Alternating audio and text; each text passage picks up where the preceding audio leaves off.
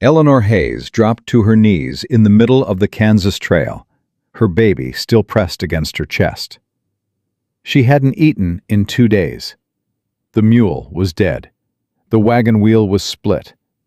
And the last town had looked her straight in the eye and said, "We don't feed widows for free." Her daughter was shaking her arm. Her son had stopped crying hours ago. Then she heard it. Hoofbeats. One rider. And the words he spoke next would change every life on that trail forever. If this story touches your heart, subscribe to our channel and stay until the very end. Drop a comment with the name of the city you're watching from. I'd love to see just how far this story travels. The first thing Caleb Turner saw was the buzzard. It circled low and lazy against the white sky, patient the way only death could be patient. He pulled his horse to a stop. His hand tightened on the reins. He wasn't looking for trouble.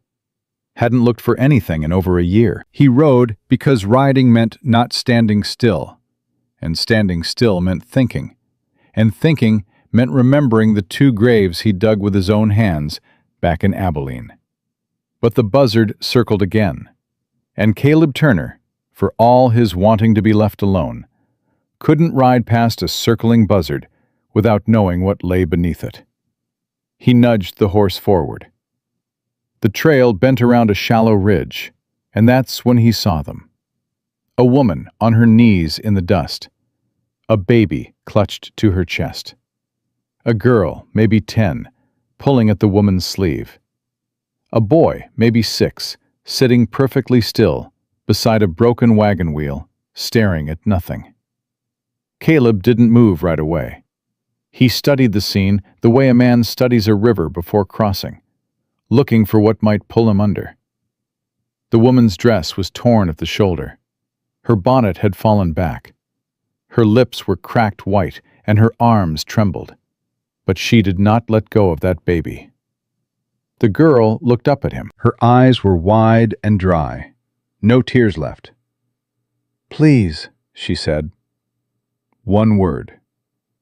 Caleb dismounted. His boots hit the dirt and he walked toward them slow, the way you'd walk toward a wounded animal that might bolt or bite. He crouched down in front of the girl. "How long since you drank?" The girl swallowed hard. "Yesterday morning. She gave us the last of it." Caleb looked at the woman. Her eyes were half open, but she wasn't seeing him. She was somewhere past seeing. He reached for his canteen, unscrewed the cap, held it toward the girl. "Give your brother a drink first. Small sips. Then you." The girl took it with both hands shaking. Caleb turned back to the woman. He pulled a second canteen from his saddlebag, the one he kept for the horse, and knelt beside her. "Ma'am?" No answer. "Ma'am, I need you to drink." Her lips moved, but nothing came out. He tipped the canteen gently. Water ran down her chin. She coughed. Then her throat worked, and she swallowed once. Twice. Her eyes focused. She saw him. And the first thing she did was pull the baby tighter against her body. Caleb raised both hands, palms open. "I ain't gonna hurt you. I ain't gonna hurt them." She stared at him like she was trying to decide if he was real. "My name is Caleb Turner. I got a cabin about 9 miles north. There's a well. There's shade. I can get you there before dark." She shook her head. I don't take charity from—" "It ain't charity, ma'am. It's water. And your children need it." That word, children. It broke something open in her face. Her chin trembled. She looked at Lucy, who was helping Thomas drink. She looked at the baby in her arms, Noah, whose little fist was curled around the collar of her dress. "I can't walk 9 miles, she whispered. Caleb looked at the broken wagon, looked at the dead mule 50 yards back, already beginning to bloat in the heat. Looked at the 3 children. "I can carry them all," he said. She blinked. "What?" "The children, on the horse. I'll walk beside. You ride or walk, your choice. But we move now, or that buzzard up there gets what it came for." Eleanor Hayes looked at this stranger, this scarred, sunburned man with dust in his beard, and nothing soft in his face except his voice. And she made the hardest decision a mother can make. She trusted him. "Lucy," she said, "come here." They moved slow. Caleb put Thomas and Noah on the horse first. The boy held the baby the way his mother must have taught him. Both arms wrapped tight, chin tucked down. Lucy walked beside the horse with one hand on its flank, steadying. Eleanor walked. Caleb offered twice. She refused twice. He didn't offer again. He understood something about this woman without asking. She would crawl before she'd let a stranger carry her. The children were different. The children were survival. But her own body, her own legs, her own pain, those belonged to her, and she would not surrender them. They didn't speak for the first 2 miles. The sun beat down white and cruel, and the dust rose with every step. Caleb kept his eyes on the horizon and his hand on the horse's bridle. Eleanor walked 3 steps behind, her breathing ragged, her shadow thin and bent on the ground beside her. Finally, Lucy spoke. "Mister?" "Yeah?" "Are you a good man?" Caleb didn't answer right away. "I'm trying to be," he said. Lucy seemed to think about this. "My pa was a good man. He drowned." Caleb's jaw tightened. He kept walking. "I'm sorry to hear that." "Ma says God needed him, but I think the river just took him." "Your ma's probably right." "Then why'd God let the river do it?" Caleb pulled his hat lower. "I don't have an answer for that one." Lucy nodded like she'd expected as much. "Nobody does," she said. They walked on. At mile 4, Eleanor stumbled. She caught herself, one hand on her knee, the other pressed to her side. She stayed there, bent, breathing hard. Caleb stopped the horse and turned around. He didn't rush to her, didn't reach for her arm. He just waited. Eleanor straightened up. "I'm fine." "Yes, ma'am." "Don't look at me like that." "Like what?" "Like I'm about to fall."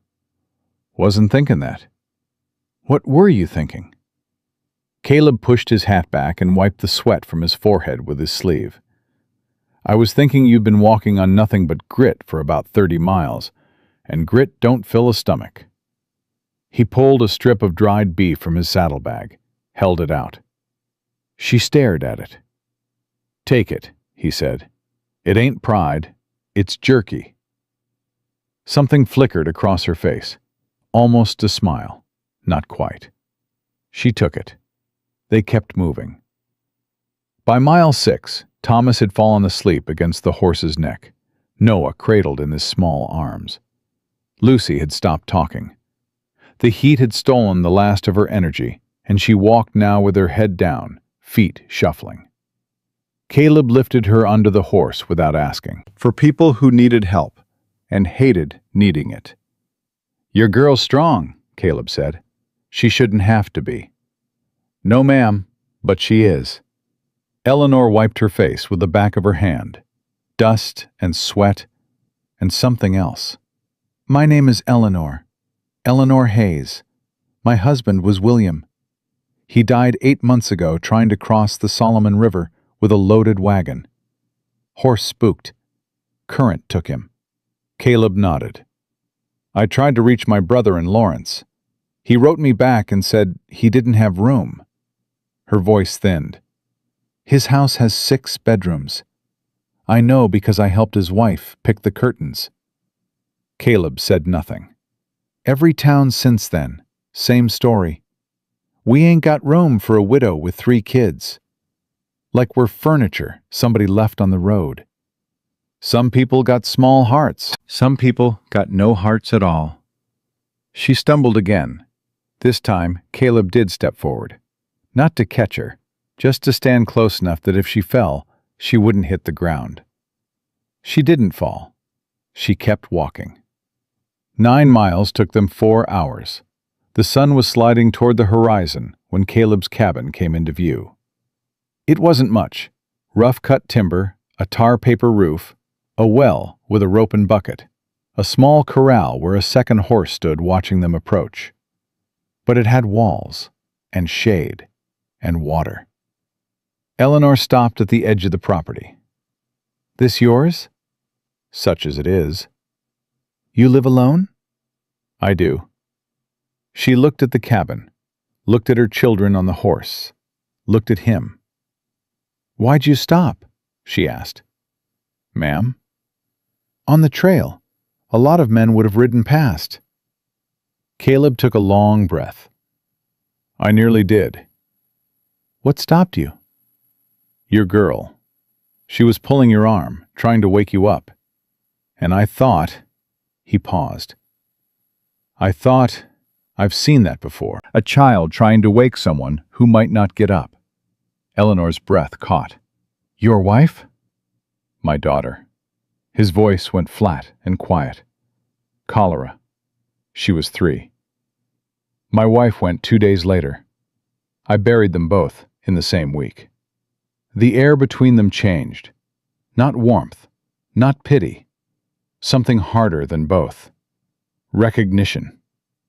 The understanding of someone who knows what it means to keep breathing, when breathing is the cruelest thing the body does. "I'm sorry," Eleanor said. "So am I." He turned toward the cabin. "Well's out back. Bucket's clean. I'll get the children down, and you can wash up inside. There's beans and cornbread from this morning. It ain't much." "It's more than we've had in 3 days." Inside the cabin, Eleanor fed the children first. She always fed them first. That was the law she'd written in her own bones. They eat, then she eats. If there's not enough, she doesn't eat. It wasn't sacrifice, it was mathematics. Her body could take more punishment. Theirs couldn't. Noah ate with both fists. Thomas ate slow and careful, watching Caleb the whole time with eyes that were too old for 6 years. Lucy ate nothing. "Lucy," Eleanor said, "eat." "I ain't hungry." "You haven't eaten since yesterday." "Neither have you." Eleanor looked at her daughter, 10 years old and already arguing like a grown woman. William's stubbornness in that jaw, her own fury in those eyes. "Eat," Eleanor said again, softer this time. Lucy picked up the cornbread, took a bite, chewed slowly. Caleb stood by the door, arms crossed. He hadn't sat down, hadn't eaten. He watched them like a man watching something he'd forgotten existed. A family, sitting at a table, sharing food. "Mr. Turner," he looked at Eleanor, "sit down. Eat your own food."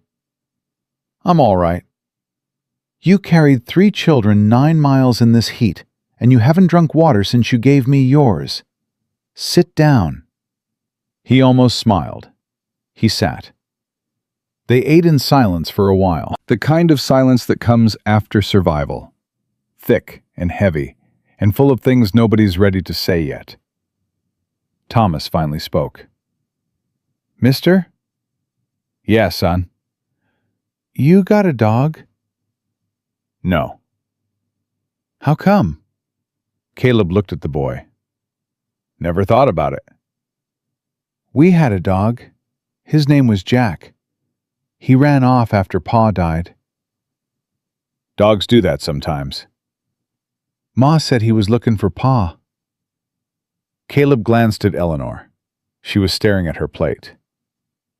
"Maybe he was," Caleb said. Thomas nodded, went back to eating. And something in that small exchange, a boy, a stranger, and a dog that wasn't there, cracked open a silence that had been locked shut in that cabin for over a year. After the children slept, Caleb stepped outside. Eleanor followed. The sky had turned deep purple, and the first stars were pushing through. The heat was finally breaking, just barely, and a thin wind moved across the grass. "I'll sleep in the barn," Caleb said. "You and the children take the cabin." I can't put you out of your own home. "It ain't putting me out. I've slept in worse." That don't make it right. He looked at her. In the fading light, she looked 10 years older than she probably was. Sunburned and hollow-cheeked and wire-thin. But she stood straight, shoulders back, chin level. "Mrs. Hayes." "Eleanor." "Eleanor, I ain't looking for anything from you. I don't expect work or company or gratitude. You and your children can stay until you're strong enough to decide what comes next. That's all this is." She studied him for a long time. "Why?" "Because I had a family once, and when they died, not a single soul offered me a meal or a roof or a kind word. Whole town just stepped around me, like grief was catching." His voice didn't crack. It didn't rise. It stayed level and low, and that was worse, because it meant the pain had been carried so long it had gone smooth, like a river stone. "I won't do that to someone else," he said. "That's all." Eleanor crossed her arms against the cooling air. "How long you been alone?" "1.5 years." "Does it get easier?" "No, ma'am. You just get used to it." She nodded slow. "That's what I was afraid of." They stood there a while longer, two people on the edge of a Kansas evening, neither one touching the other, neither one walking away. "Thank you," Eleanor said finally, "for stopping." "Thank you for letting me." She went inside. He went to the barn. And for the first time in 18 months, Caleb Turner fell asleep, knowing there were people breathing under his roof. Morning came fast and hot. Eleanor woke before the children. She always did. It was habit now, rising in the dark, checking their breathing, counting their heartbeats through the thin blankets. 3 alive, 3 still here. She stepped outside and found Caleb already at the well, pulling water. He looked up. "Morning." "Morning." "Coffee's on the stove." "Hope you don't mind. I came in quiet to start the fire." "I didn't hear you." "That was the idea." She looked at him, this man who moved through his own house like a guest so he wouldn't wake her children. "Mr. Turner." "Caleb." "Caleb, I need to say something, and I need you to hear it straight." He set the bucket down, gave her his full attention. "I'm not looking for a husband. I'm not looking for a father for my children. I'm not looking for rescue. I've been rescued before, and it always comes with a price." He nodded. "I hear you. I need work. I need wages. If you've got work on this property, I'll earn my keep. But I won't owe a man anything ever again. William left debts I didn't know about. That's half the reason I'm on this trail." "What kind of work you know?" "I can cook, mend, wash, garden, tan hides, dress a deer, set a snare, birth a calf, and keep books. I ran our homestead for 2 years while William rode contract work." Caleb raised an eyebrow. "You can birth a calf?" "Breech. Alone. In a snowstorm." "All right then." He picked the bucket back up. "I've got 60 acres, 12 head of cattle, a hen house that's falling apart, and a garden I planted wrong because I don't know a thing about growing food. I've been eating beans and jerky for 6 months." "That ain't living." "No, ma'am, it ain't." So if you want work, I've got more than I can handle.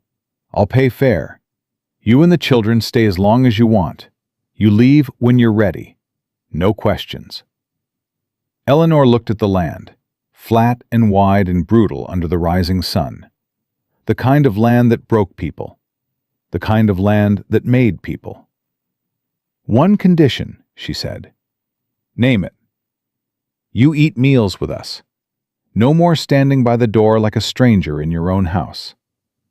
Caleb looked at her, really looked at her, and something moved behind his eyes, something old and buried, and startled to find itself still alive.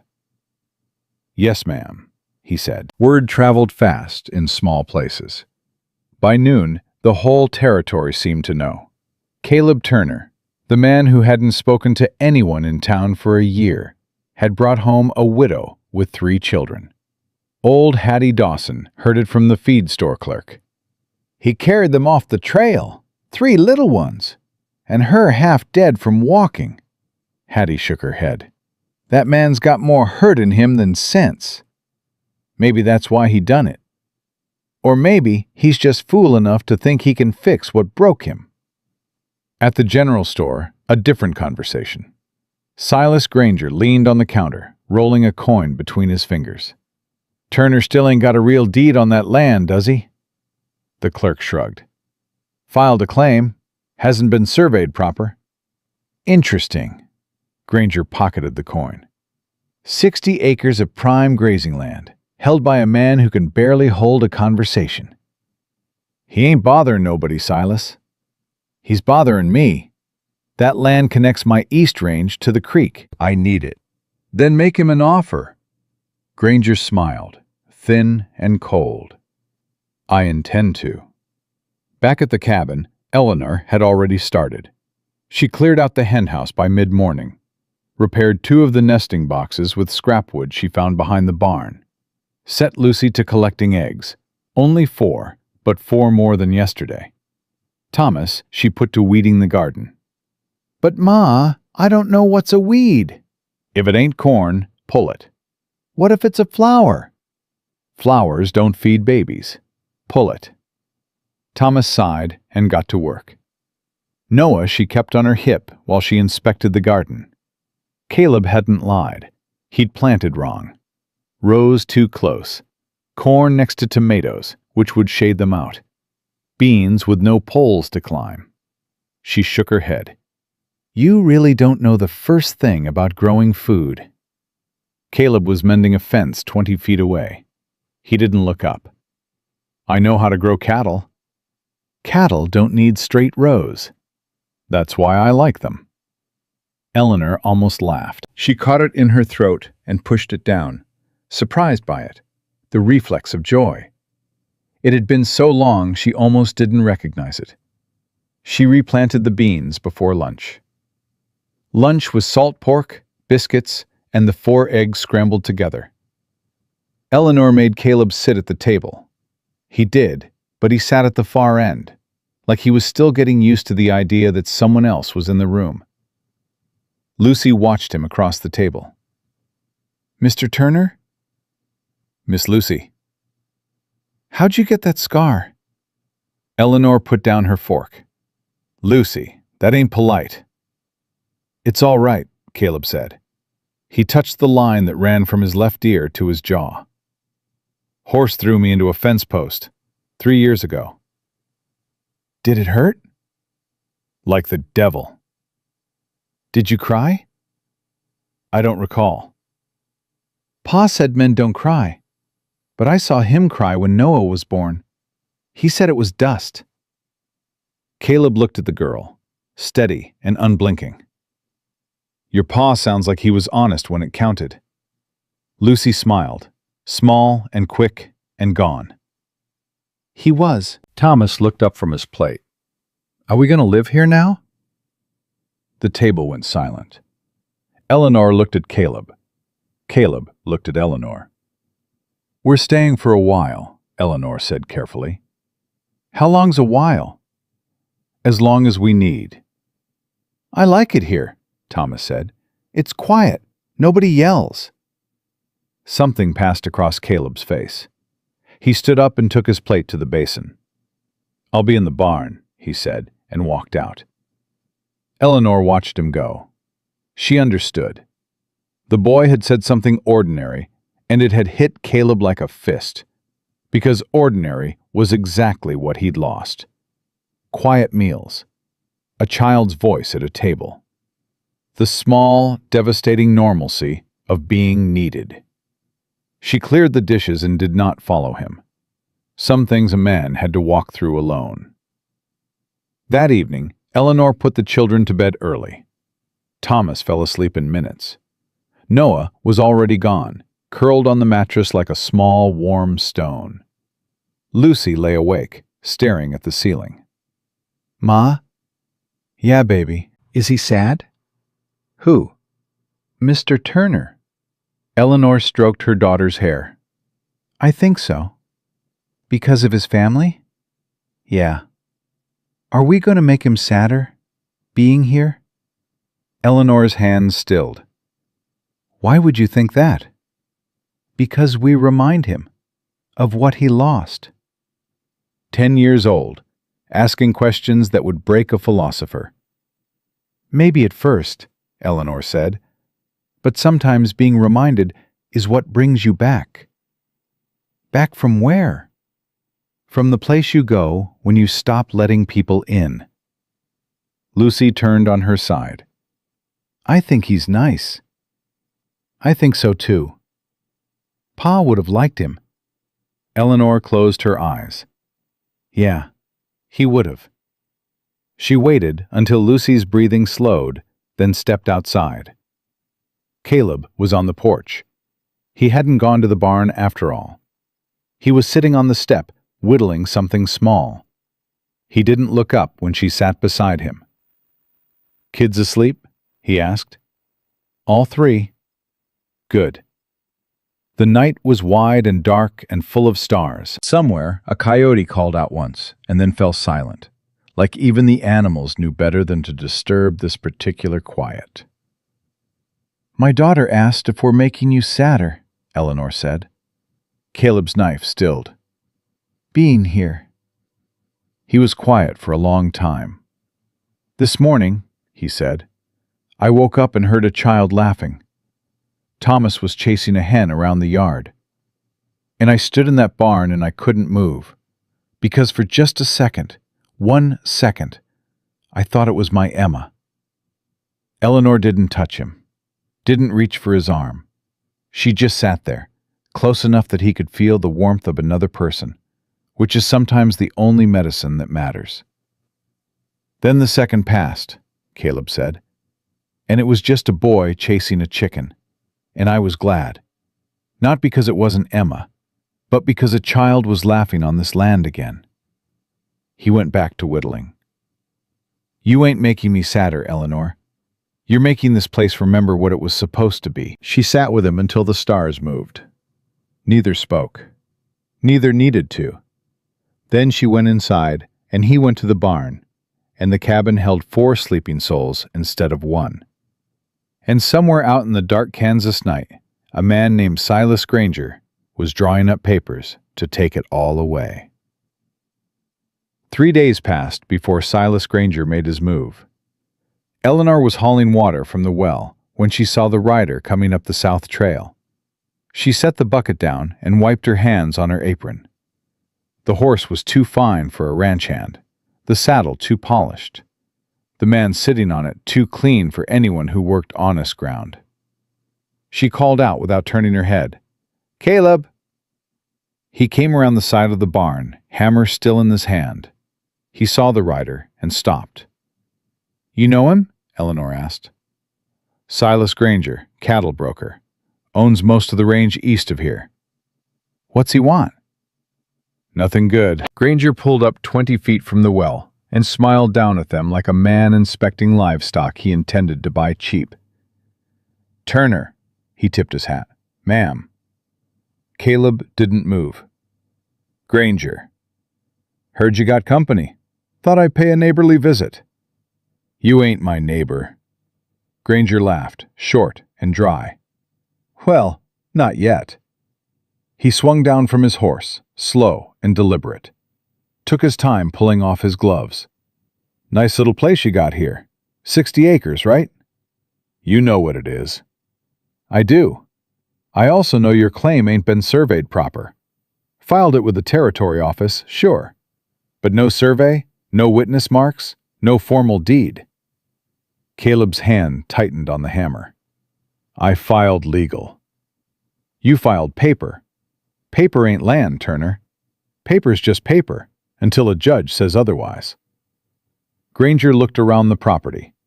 His eyes moved from the cabin to the garden to the henhouse. Then they landed on Lucy, who was standing in the doorway holding Noah. Cute kids, he said. Yours? They're under my roof. That ain't what I asked. Eleanor stepped forward. They're mine. Granger looked at her for the first time, really looked at her. He took her in the way a man takes in a hand of cards, calculating what she was worth and what she might cost. Mrs. Hayes. Mrs. Hayes. You the widow from the trail? News travels fast. In Kansas, ma'am, news is about all that does. He smiled again. Well, I won't take up your time. Just wanted to introduce myself and let Mr. Turner here know that I'll be filing a counterclaim on this parcel with the territory office in Hayes City. My surveyor will be out next week. Caleb took a step toward him. You got no right to this land. I got money, Turner. Out here, that's better than right. Get off my property. See, that's the question, isn't it? Granger put his gloves back on, one finger at a time. Whose property is it? He mounted his horse, tipped his hat at Eleanor. Ma'am, pleasure. He rode out the way he came, slow, like a man who had all the time in the world because he'd already decided how this ended. Eleanor watched him go. He can't do that, can he? Caleb didn't answer. He turned and walked into the barn. She followed. Caleb, can he take this land? He set the hammer down on the workbench. His hands were shaking, not from fear, from the kind of anger that comes when a man who's lost everything sees the last thing he has being measured for a coffin. The claim's legal, but Granger's right about one thing. I never got it surveyed. Cost money I didn't have, and without a survey, a counterclaim can tie it up in the territory court for months, maybe longer. And while it's tied up, he moves cattle onto the land, builds fence, makes improvements, then argues possession. That's theft. That's Kansas. Eleanor crossed her arms. So what do we do? Caleb looked at her. That word, we, landed on him heavier than he expected. You don't have to do anything. This ain't your fight. I'm standing on this land. My children are sleeping under this roof. That makes it my fight. Eleanor, don't. Don't tell me to stand aside while some man in a clean hat takes the only safe place my children have had in 8 months. Caleb stared at her. The anger in her voice wasn't loud. It was low and steady and ancient. The anger of a woman who'd been pushed past every limit and had nothing left to lose except the people she'd die for. All right, he said. Then we need a survey, and we need it fast. How much? $20, maybe $25. I've got 6. I've got 11. That ain't enough. No, it ain't. They stood in the barn, the silence between them full of math that didn't add up, and a deadline that wouldn't wait. Lucy appeared in the doorway. Ma, Thomas found something in the garden. Eleanor looked at Caleb one more time. We ain't done talking about this. No, ma'am, we ain't. She went out. Caleb stayed. He put both hands on the workbench and leaned there, head down, breathing slow. He'd come to this land to disappear. Now the land was disappearing instead. And for the first time in a year and a half, he cared about something enough to fight for it. That scared him more than Granger ever could. That night after supper, Thomas brought a dead snake to the table. Found it in the garden. I killed it with a stick. Eleanor grabbed him by the collar. Thomas William Hayes, you put that outside right now. But Ma, it was by the beans. Outside, now. Thomas trudged to the door, holding the snake by its tail like a trophy he'd been robbed of. Lucy shook her head. He's gonna be trouble. He's already trouble. Caleb pushed his plate back. It was a bull snake, harmless. They keep the rats out. Eleanor looked at him. You telling me I should let my son keep a dead snake? I'm telling you the snake was doing you a favor.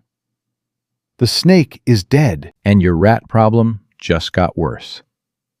Eleanor stared at him for a long beat. Then she laughed. Not the almost laugh from before, a real one. It came up from somewhere deep and surprised them both. Caleb looked at his plate like he didn't know what to do with the sound of a woman laughing in his kitchen. I forgot what that sounds like, he said quietly. The laughter died, but not the warmth that caused it. I forgot too, Eleanor said.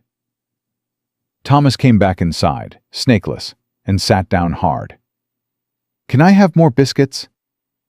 You just carried a dead reptile through my kitchen. But I put it outside like you said. Did you wash your hands? Thomas looked at his hands, looked at Eleanor, looked at the biscuits. I'll wash them now.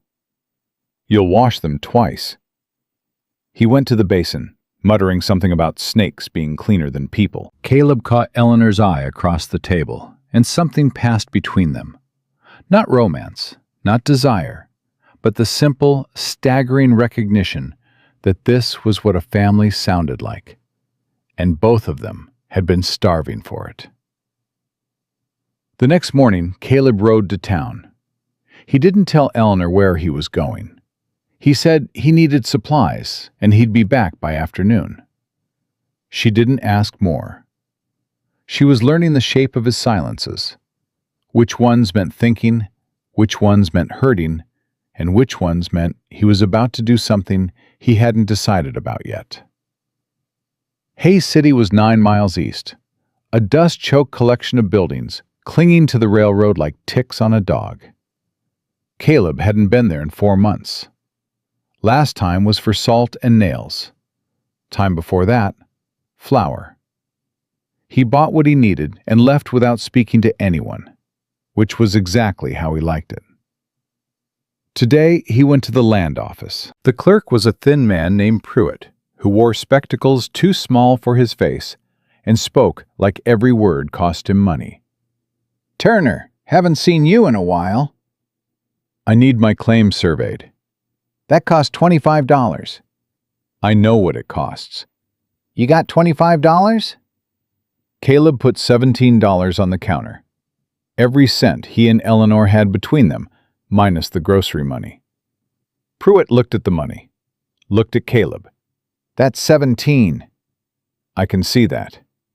Survey's 25. I'll have the rest within the week. I can't schedule a surveyor on credit, Turner. Policy. Granger filed a counterclaim on my land. Pruitt's expression changed, just barely. A flicker of something, maybe sympathy, maybe just the recognition of a story he'd seen play out too many times. When'd he file? Don't know. He came to my property yesterday. Told me his surveyor would be out next week. Pruitt took off his spectacles and cleaned them on his shirt. Granger's filed 3 counterclaims this year, won 2 of them. Both times, the original claimant didn't have a formal survey. I'm not leaving my land. Nobody's saying you have to. But without a survey, a judge will look at 2 claims and side with whoever's got more documentation. Granger's got a lawyer in Topeka. You got $17. Caleb's jaw worked. How long do I have? If he files formal, the territory court will schedule a hearing. Could be 30 days. Could be 60. Depends on the judge. And if I get the survey done before the hearing? Then you've got standing. Legal standing. A surveyed claim with witness marks beats a counterclaim 9 times out of 10. So I need $8 more. You need $8 more, and you need them before Granger's surveyor stakes his version of your property line. Caleb picked up the $17, put it back in his pocket. I'll be back, he said. Turner? He stopped at the door. For what it's worth, I think your claim's good. I processed it myself. But good and legal ain't always the same thing out here. Caleb put his hat on and walked out into the white Kansas sun. $8. $8 between keeping his land and losing everything. He mounted his horse and sat there for a moment, looking down the main street of Hays City. The general store, the saloon, the feed shop, the church with its crooked steeple. A town full of people who'd stepped around him for a year and a half while he grieved alone. He thought about riding to the saloon. There were men in there who owed him favors. Small ones. A fence mended here, a calf pulled there. But asking for money was different than asking for help. Money changed things between men. Then he thought about Eleanor, standing in his barn with her arms crossed and her voice low and steady, saying, "That makes it my fight." He turned the horse toward home. Eleanor saw it in his face the moment he rode in. She was on the porch mending Thomas's shirt. The boy tore everything he wore within 48 hours. And she set the needle down and watched Caleb dismount and lead the horse to the corral without looking at her. She waited. He came to the porch. "Survey costs $25. We've got 17. 8 short. Pruitt won't schedule on credit. Can we earn it? In a week? Out here?" He sat down heavy on the step. "I could sell the second horse, but then I can't work cattle. Lose the horse, lose the herd. Lose the herd, lose the land anyway." "What about the cattle? Sell one head." "Market's in Dodge, 60 miles, 3 days round trip. And if Granger's surveyor shows up while I'm gone, I'll be here." Caleb looked at her. "You'll be here. A woman standing on claimed land with 3 children ain't nothing. A woman standing on claimed land with a loaded rifle is a legal presence.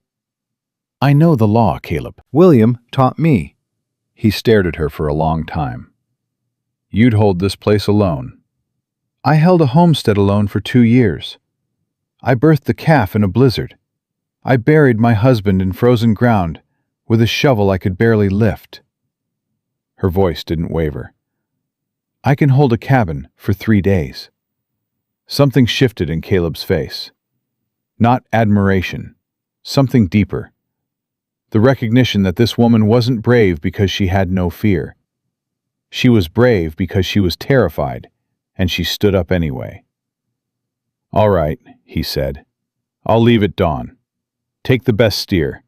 Should bring $12, maybe $15 at the Dodge stockyard." "That more than covers the survey." "And buys us time." Eleanor picked up her mending. "Caleb?" "Yeah?" "Come back." He looked at her. "I will." "I mean it. Don't decide somewhere between here and Dodge that we'd be better off without you. Don't talk yourself into riding the other direction. I've watched you think about leaving." "I've seen it in your eyes at least twice since we got here." He was quiet. "I ain't wrong, am I?" "No," he said. "You ain't wrong. So promise me." "I don't make promises." "Then make this one." The evening air moved between them. Somewhere Thomas was laughing, a high, wild sound of a boy chasing something only he could see. "I'll come back," Caleb said. "All right." "Eleanor."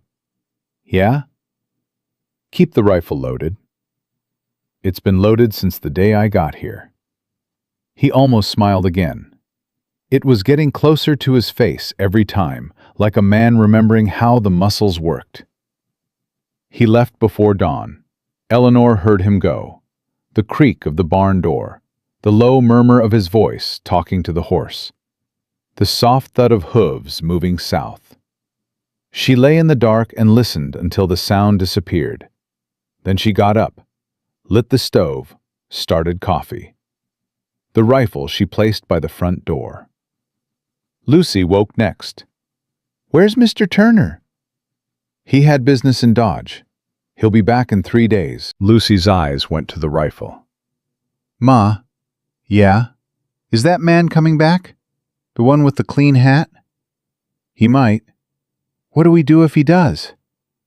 Eleanor poured 2 cups of coffee, handed one to her 10-year-old daughter, who took it like it was the most natural thing in the world.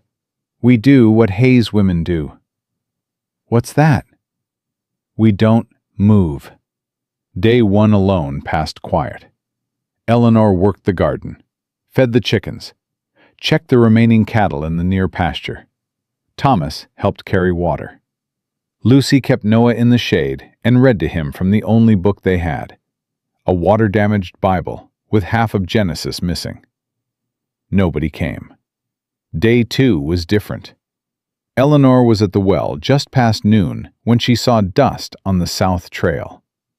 Her hand went to her hip before she remembered the rifle was by the door. She walked to the cabin, not running.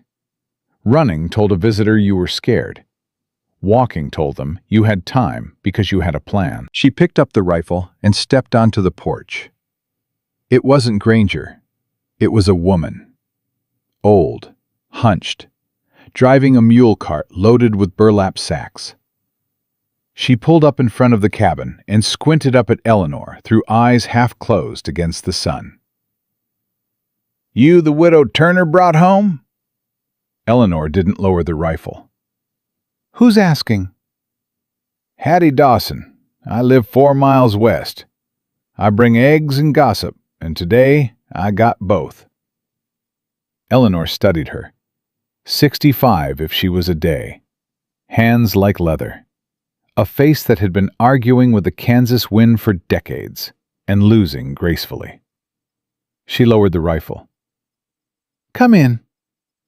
Hattie climbed down from the cart with a groan. "Lord, my knees. I told the Almighty when He made me He should have used better hinges." She came inside and sat at the table like she'd been there 100 times. "Coffee?" Eleanor asked. "If it ain't too much trouble." "It ain't." Eleanor poured. Hattie drank. Looked around the cabin. "He's cleaned up." Place was a tomb last time I was here. After Ruth and little Emma passed, he boarded up the windows for a month. I brought him soup, and he left it on the porch until it rotted. "You knew his wife?" "Knew her well. Good woman. Strong. Loved that man beyond reason." Hattie set down her cup. "Cholera took half the settlements that summer. Ruth went first, then the girl 2 days later. Caleb dug both graves himself. Wouldn't let nobody help. Stood out there in the rain for 3 hours after, just staring at the dirt." Eleanor sat down across from her. "Why are you telling me this?" "Because you need to know what you're standing next to. That man ain't broken, but he's cracked deep. And cracked things can go one of 2 ways. They either heal stronger, or they shatter complete. He's been kind to us." "Oh, I know he has. That's what worries me." "Why would kindness worry you?" Habby leaned forward. "Because Caleb Turner spent a 1.5 years building a wall around himself so thick a cannonball couldn't crack it. Then you showed up with 3 children and walked right through it. And now he's out there feeling things again, things he swore he'd never feel. And if this goes wrong, if you leave, if Granger takes this land, if something happens to one of those babies—" She didn't finish. She didn't have to. "I ain't going anywhere," Eleanor said. That's what Ruth said, too. The words hung in the air, heavy and cruel and true. Eleanor set her jaw. "I ain't Ruth, and I ain't dying." Hattie looked at her for a long time. Then she nodded, slow. No, I don't think you are." She stood up. "I brought you flour, salt, and a side of bacon. It's in the cart. Consider it a welcome gift." "I can't take—" "You can and you will. I've been feeding strays for 40 years, Adding 4 more ain't gonna break me. She walked to the door, stopped. One more thing. Yeah? Silas Granger came by my place yesterday, asked about you, how many children you got, whether Turner married you, whether you had any legal claim to this property. Eleanor's blood went cold. What'd you tell him?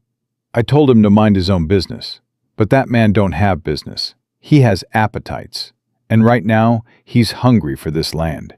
Caleb's gone to Dodge to sell a steer, for the survey money. Hattie nodded. Then he better ride fast, because Granger's surveyor was seen heading this direction yesterday. She climbed back into her cart. Keep that rifle where you can reach it, Mrs. Hayes. Eleanor. Hattie picked up the reins. You're tougher than you look. Don't let nobody tell you different. She drove off. Eleanor stood on the porch, the rifle in her hands, watching the dust settle. 2 days until Caleb got back. Granger's surveyor was already coming. She looked at Lucy in the doorway. Get your brother, Eleanor said. We got work to do. They spent the afternoon marking the property. Eleanor didn't have survey tools, but she had William's old compass and the description from Caleb's original filing. She'd found it in a tin box under the bed.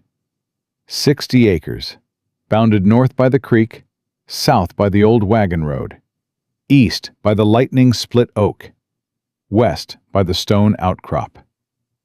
She walked every inch of it. Lucy carried stakes, sharpened sticks she'd cut from a fallen cottonwood. Thomas carried the hammer. At each corner, Eleanor drove a stake into the ground. Ma, what are we doing? Marking what's ours. It ain't ours. It is tonight. They finished by sunset. 4 stakes, 4 corners. 60 acres of Kansas dirt held together by a woman with a compass and a fury that hadn't even started to burn. That night she couldn't sleep. She sat at the table with a rifle across her lap and the land filing spread in front of her, reading it over and over like scripture. Lucy came out in her nightgown. Ma, come to bed. In a minute. You always say that. Lucy sat down across from her. You're scared. I ain't scared. Your hands are shaking. Eleanor looked down. They were. Being scared and being ready ain't the same thing, she said. What are you ready for? Whatever comes through that door. Lucy reached across the table and put her small hand on her mother's. Whatever comes through that door has to get through both of us. Eleanor looked at her daughter. 10 years old. 10 years old and already made of iron and heartbreak and something that hadn't been named yet because the world didn't have a word for what women built when everything was taken from them. Go to bed, Lucy. Come with me. In a minute. Promise? I promise. Lucy went back to bed. Eleanor sat alone in the dark cabin, listening to her children breathe, counting the hours until dawn. At first light, the surveyor came. He rode in with a chain and a compass and a leather case full of documents. And behind him, half a mile back, came Silas Granger on his fine horse, smiling like a man who'd already won. Eleanor stepped off the porch with the rifle in her hands. That's far enough, she said. The surveyor pulled his horse up short. He was a young man, maybe 25, with a sunburn across his nose and the nervous look of someone who hadn't expected to find a rifle pointed at his chest before breakfast. Ma'am, I'm just here to— I know what you're here to do. Granger rode up beside the surveyor, easy and unhurried. He looked at Eleanor the way a man looks at a fence post he intends to pull out of the ground. Mrs. Hayes, put that rifle down before you hurt yourself. I know how to use it, Mr. Granger. My husband taught me to shoot a coyote at 80 yards. You're standing at 20. Granger's smile thinned. This is a legal survey, ma'am, authorized by the Territory Office. This land has a filed claim under Caleb Turner's name. You want to survey it, you do it when the claimant is present. The law don't require the claimant's presence for a survey. Maybe not, but decency does. And I reckon the territory judge in Hayes City would be real interested to hear that you surveyed a man's land while he was away, without notice, without witness. Granger's jaw tightened. The surveyor shifted in his saddle. Mr. Granger, maybe we should come back when— Shut up, Perkins. Granger dismounted. He walked toward the porch, slow, hands at his sides. He stopped 10 feet from Eleanor and looked up at her. You think you're clever. I think I'm standing on my ground. It ain't your ground.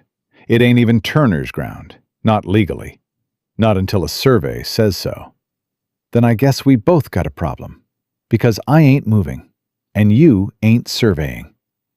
Granger looked past her, through the open cabin door. Lucy was standing inside, holding Noah, watching through the gap with wide eyes. Thomas was behind her, gripping the doorframe. Your children are watching, Mrs. Hayes. Good. They need to see what it looks like when a woman don't back down. Something flickered across Granger's face. Not fear. Calculation. He was recalibrating. He'd expected an empty cabin, a simple walkthrough, stakes in the ground and paperwork filed before Turner got back from Dodge. Instead, he'd found a woman with a rifle and a mouth that wouldn't quit. He stepped back. All right. He put his gloves on. We'll come back.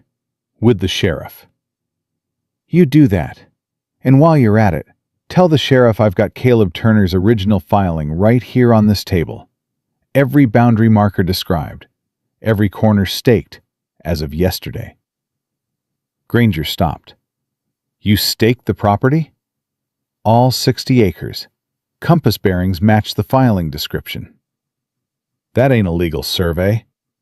It ain't, but it's evidence of continuous habitation and improvement by the original claimant. And any judge west of Topeka will recognize that. Granger stared at her, long and hard and cold. Who are you? I'm a widow with 3 children and a rifle, and you're on my porch without an invitation. He turned away, mounted his horse, looked down at her one final time. This ain't over, Mrs. Hayes. No, sir, it ain't. He rode out. The surveyor followed, looking back once over his shoulder, like a man who wanted to apologize, but didn't dare. Eleanor stood on that porch until they were nothing but dust on the horizon. Then her knees buckled. She grabbed the porch rail. The rifle slipped from her hands and clattered against the boards. Her whole body shook, a violent trembling that started in her hands and moved through her like a wave. Lucy was beside her in seconds. Ma, sit down. I'm all right. You're not. Sit. Eleanor sat on the step, put her head between her knees, breathed. Did I just point a rifle at the richest man in the territory? Yes, ma'am, you did.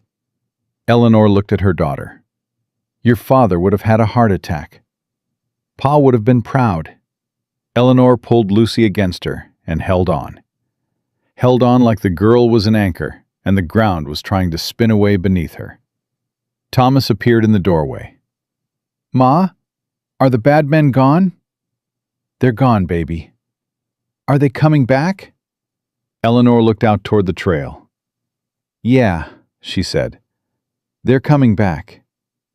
She stood up, picked up the rifle. But so is Caleb. She prayed she was right about that. 60 miles south, Caleb Turner was arguing with a cattle buyer named Deke Morrison, who had a face like a fist and a wallet he guarded like a firstborn child. $8 for a prime steer? That's robbery! That's the market, Turner. Prices are down. Railroad's got beef coming in from Texas at half the cost. This is a Kansas-raised steer, grain-fed, healthy. I can see that, and I'm offering 8. 12. 9. 11. Deke spat in the dirt. 10. Final. Caleb looked at the steer. A good animal, strong, the kind of animal a man raises right, because it's the only honest work he knows. 10, he said. Deke counted out the bills. Caleb folded them into his shirt pocket and buttoned it shut. Pleasure doing business, Deke said. It wasn't. But Caleb didn't say so. He mounted his horse and turned north.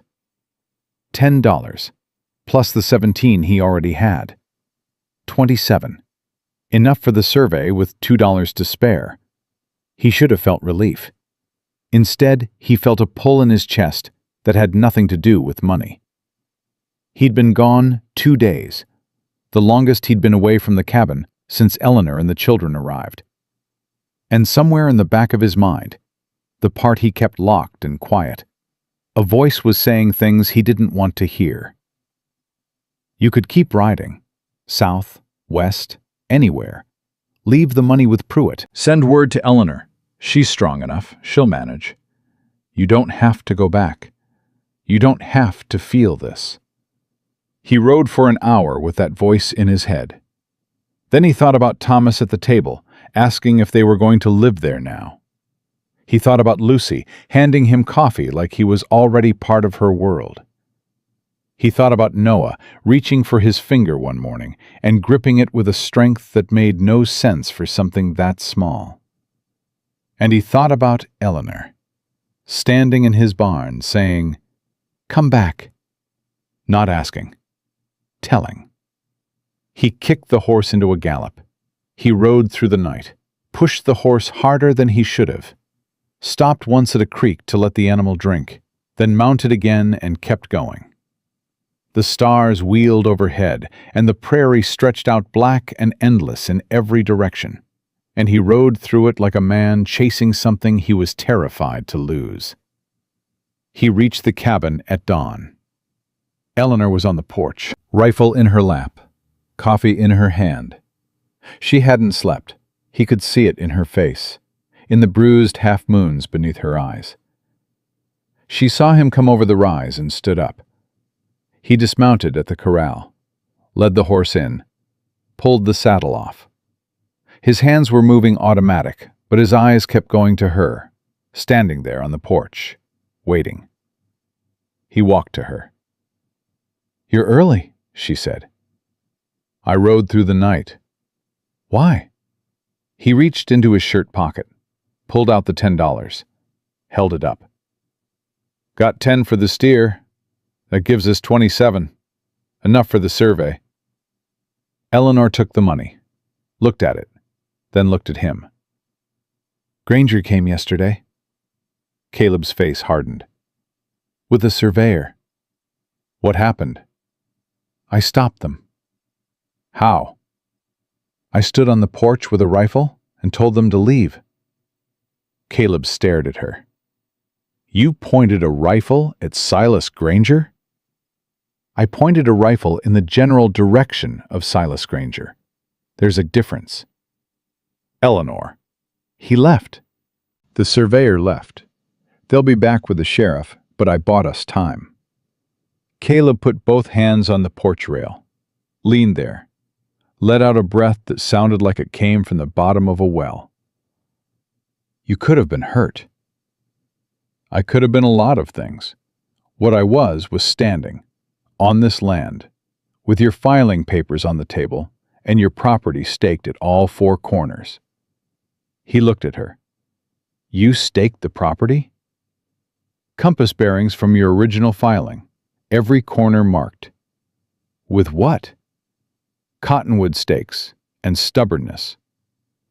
He stood there, looking at this woman who'd been half dead on a Kansas trail a week ago and was now defending his land with a rifle and a compass and a will that would have made iron jealous. "I'm going to Hay City today," he said. "I'm paying for that survey." "Not alone, you're not." "Eleanor, if you walk into that land office alone, it's one man filing one claim. If I walk in with you, it's a household, a family. That carries weight with a judge, and you know it. We ain't a family." The words hung between them, sharp and honest and stinging. Eleanor's face didn't change. "We ain't," she agreed. "But Granger don't know that. And neither does the judge." Caleb searched her eyes. "What are you saying?" "I'm saying we go together. We file together. We stand in that office together and we make it clear that this land has people on it who ain't leaving." "And the children?" "Hattie Dawson. She came by yesterday. Brought flour and bacon and enough gossip to fill a library. She'll watch them." Caleb was quiet for a long time. "You've thought about this." "I've done nothing but think for 2 days, Caleb. Thinking is what you do when you can't sleep, and you're sitting in the dock with a rifle, wondering if you made the biggest mistake of your life trusting a man you met on a trail." "Did you make a mistake?" She looked at him. "You came back." "I said I would." "A lot of men say a lot of things. I ain't a lot of men." "No," she said, "you ain't." She went inside to wake the children. Caleb stood on the porch and watched the sun come up over his land, the land he'd almost ridden away from, and felt something crack open in his chest that he'd spent 1.5 years trying to brick shut. It hurt. It was supposed to. They rode to Hattie's place first. The old woman took one look at the two of them, dusty, sleep-deprived, and grim-faced, and didn't ask a single question. "Leave the children.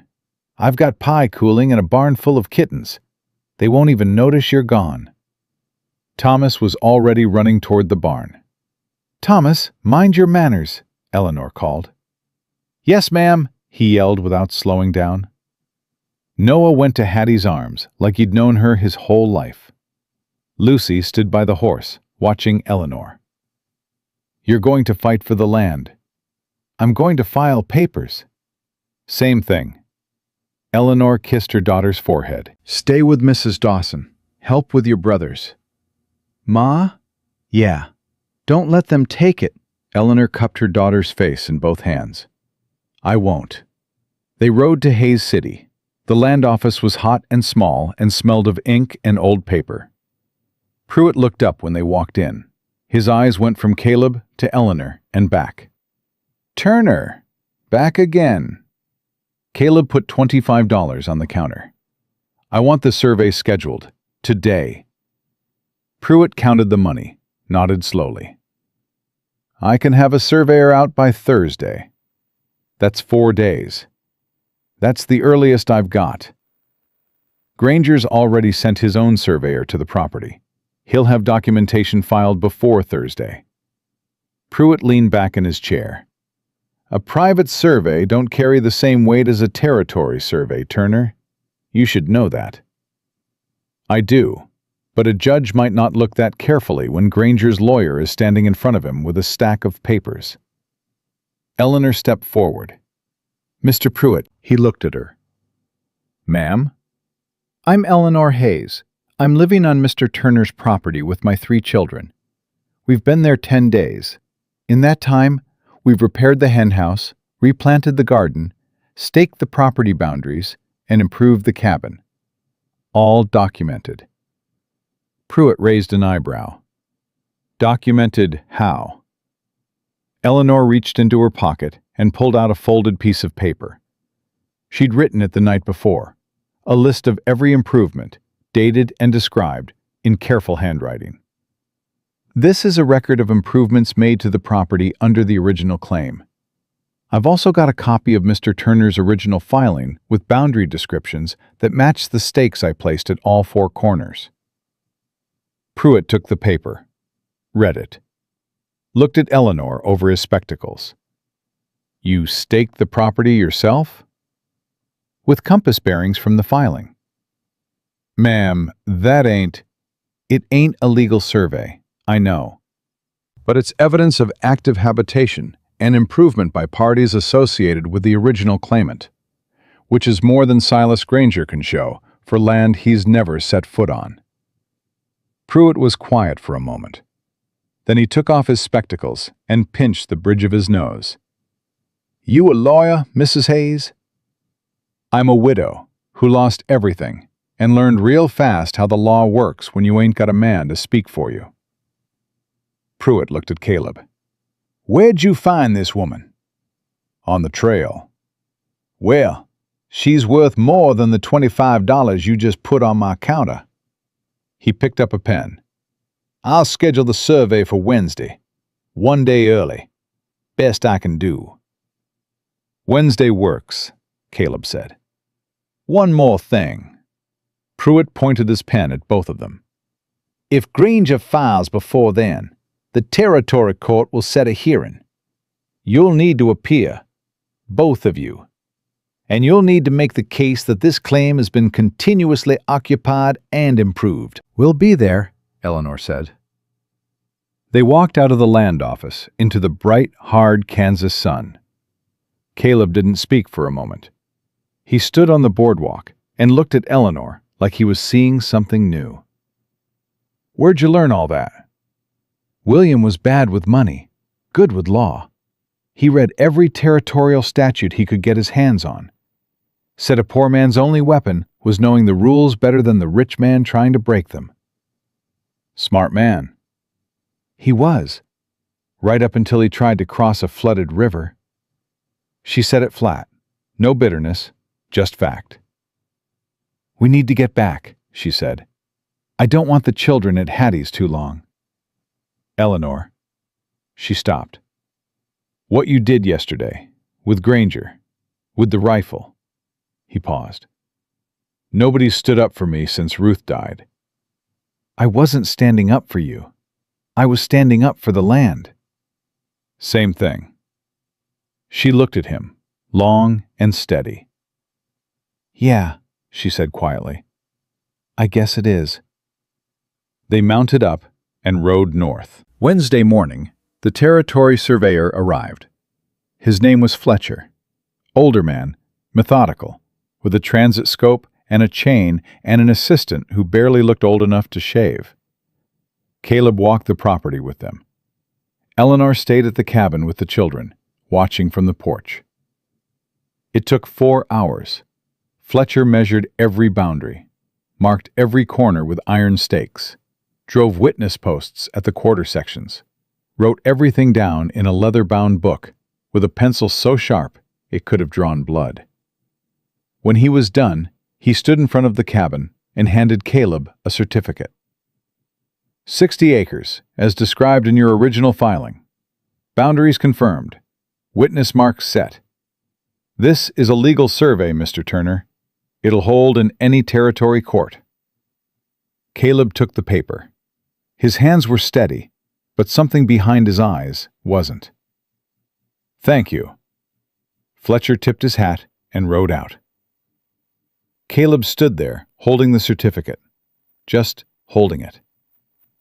Like a man holding proof that something real existed, that the ground under his feet was his, legally, officially, in writing. Eleanor came down from the porch. "Is it done?" "It's done." 60 acres? 60 acres, confirmed. She looked at the paper, then at him. "You own this land, Caleb Turner." "I own this land." And for the first time since she'd known him, she saw his eyes go bright. He turned away fast, walked to the well, put both hands on the stone rim, and stood there with his back to her. She didn't follow. She knew what was happening. A man who'd lost everything, his wife, his daughter, his reason for standing still, had just been told that one thing, at least, was his. That the ground wouldn't be pulled from beneath him. That something would stay. She went inside and gave him his silence. Granger filed his counterclaim the next day. The hearing was set for the following Monday at the Territory Courthouse in Hays City. Judge Samuel Keene presiding. The news reached them through Hattie, who rode out Friday afternoon with her mule cart and a face full of thunder. "Granger's got a lawyer coming from Topeka. Man named Harwell. Wears a silk tie and charges $5 a word." Eleanor was shelling peas on the porch. She didn't look up. We don't need a lawyer. Honey, everybody needs a lawyer when Silas Granger's involved. We've got a legal survey, an original filing, a record of improvements, and 4 stakes in the ground. We don't need a man in a silk tie. We need a judge who can read. Hattie looked at Caleb, who was leaning against the porch post. She always like this? Every single day. Lord help you. I think he already did. Hattie shook her head, but there was something warm in her eyes. Monday morning, courthouse. Be there at 9. Dress decent. And for heaven's sake, Turner, comb your hair. Yes, ma'am. She drove off. Eleanor finished the peas. Caleb. Yeah? We need to talk about Monday. I know. Granger's going to argue that you abandoned the claim, that you've been living here alone without making improvements, that you filed and forgot. I didn't forget. I know that, but a judge don't know that. What a judge sees is an empty cabin, no improvements for a year, and a rich man with a lawyer saying he can make better use of the land. So what do we show him? Eleanor set the bowl of peas aside. We show him a family. Caleb went still. We show him a man who filed a legal claim, built a cabin, dug a well, raised cattle. We show him a woman and 3 children who've been living on that land, improving it, working it. We show him that this isn't abandoned property. This is a home. Eleanor, that means standing up in front of a judge and saying, it means standing up in front of a judge and telling the truth. I live here. My children live here. You live here. This is a working homestead, and we can prove it. He's going to ask about us. About us? About what we are, to each other. The air between them went tight. Eleanor met his eyes. What are we, Caleb? He didn't answer, not because he didn't know, but because the answer was bigger than anything he'd said out loud in a year and a half. And saying it wrong would break something that was only just beginning to mend. We're partners, he said. Partners. In the land. In the work. Is that all? His throat worked. I don't know how to answer that without saying too much or too little. Eleanor stood up, walked to the edge of the porch, looked out at the 60 acres of Kansas dirt that had somehow become the center of her world. Then don't answer it, not now. Answer it Monday, in front of that judge, when it counts. She went inside. Caleb stayed on the porch. The sun was going down, and the sky had turned that shade of gold that made the whole prairie look like it was on fire. He thought about Ruth, about Emma, about the 2 graves on the hill behind the cabin that he visited every morning and every night. He thought about Eleanor, about the way she'd stood on this porch with a rifle and faced down the most powerful man in the territory. About the way she'd walked 30 miles on nothing. About the way she'd looked at him and said, "Come back," like it was the simplest, hardest thing in the world. He thought about Monday, and he made a decision. Not the safe one, not the easy one, the one that would change everything, for good or for ruin. And he made it standing on his own porch, with the smell of peas and coffee in the air and the sound of children laughing inside the cabin behind him. Monday came.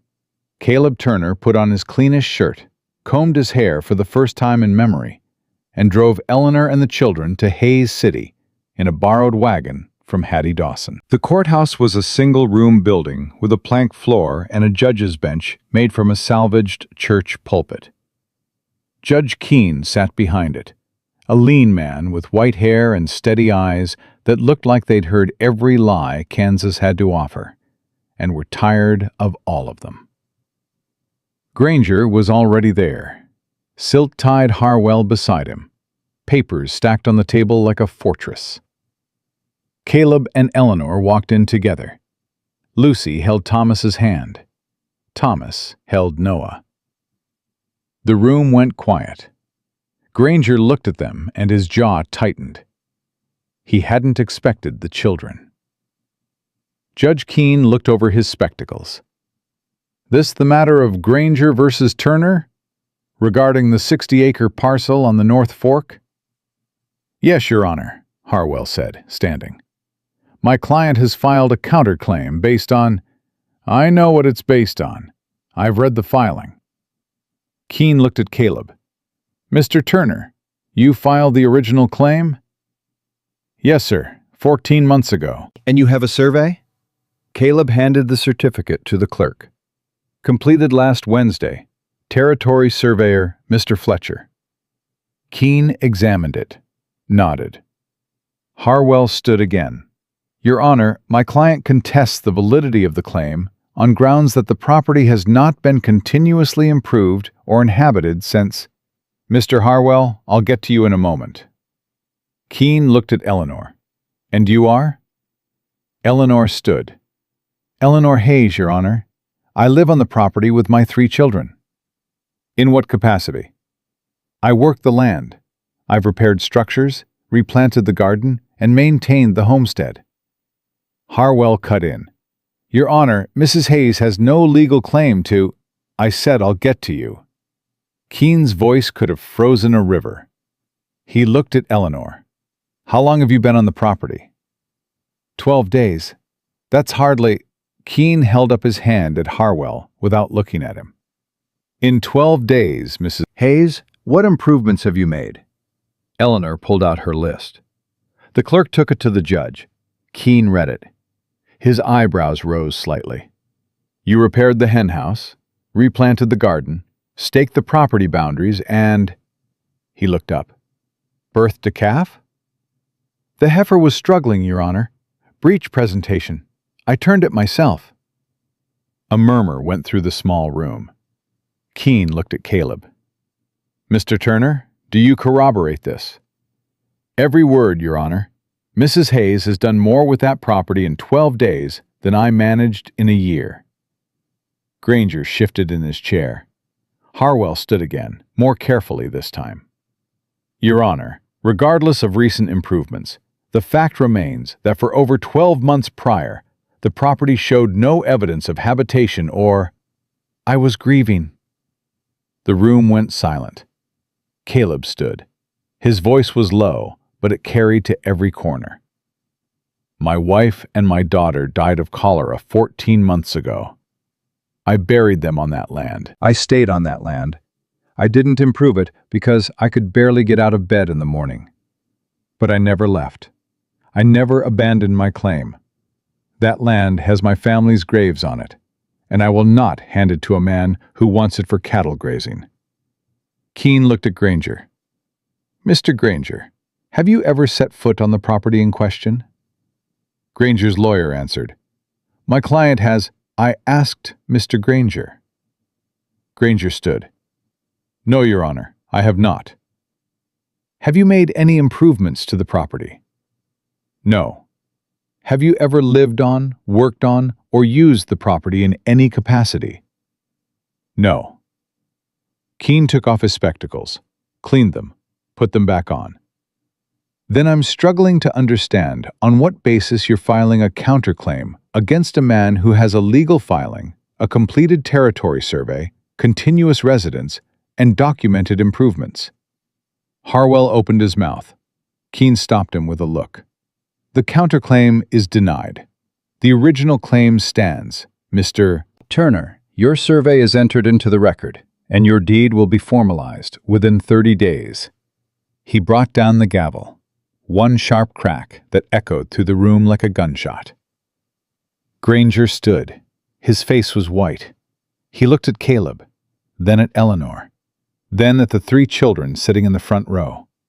Lucy with her jaw set, Thomas with his hands folded in his lap, and Noah asleep against his sister's shoulder. "This ain't finished, Turner."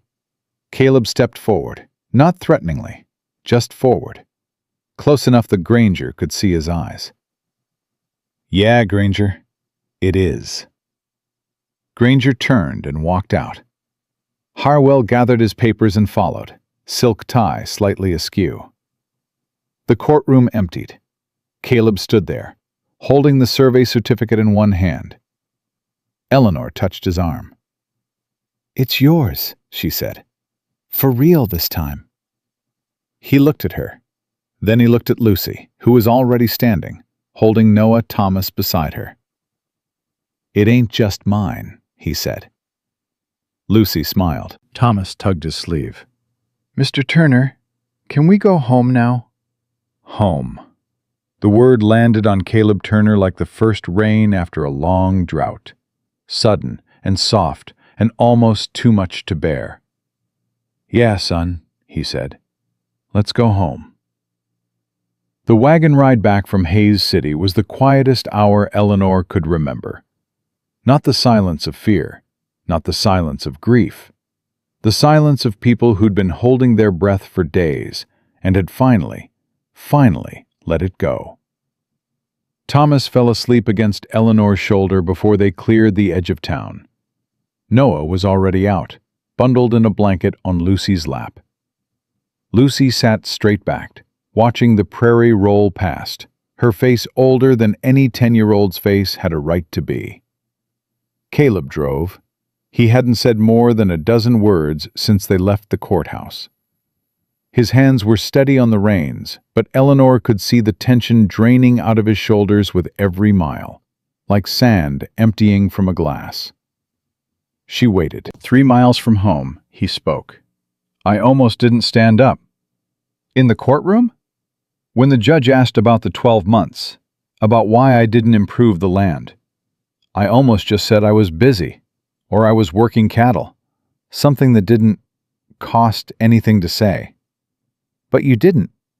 "No." "You told the truth." "First time I've said it out loud, about Ruth and Emma, about how bad it got." His jaw worked. "Pruitt knew, Hattie knew, the whole town knew, but I never said it, not to anyone." Eleanor looked at him. "Why'd you say it today?" "Because Granger was sitting there, in his pressed shirt, trying to take the land where my daughter's buried, and the only weapon I had left was the truth." He was quiet again for a long stretch. "It worked," Eleanor said. "It hurt." "Those ain't different things." Caleb glanced at her. Something passed between them that neither one named. He turned back to the road. They got home at dusk. The first thing Caleb did was walk to the hill behind the cabin. Eleanor watched him go. She didn't follow. She knew where he was going, and she knew it wasn't a place she'd been invited yet. 2 graves, side by side. Simple wooden crosses that Caleb had carved himself, the letters rough but readable. Ruth Turner. Emma Turner. He stood there for a long time.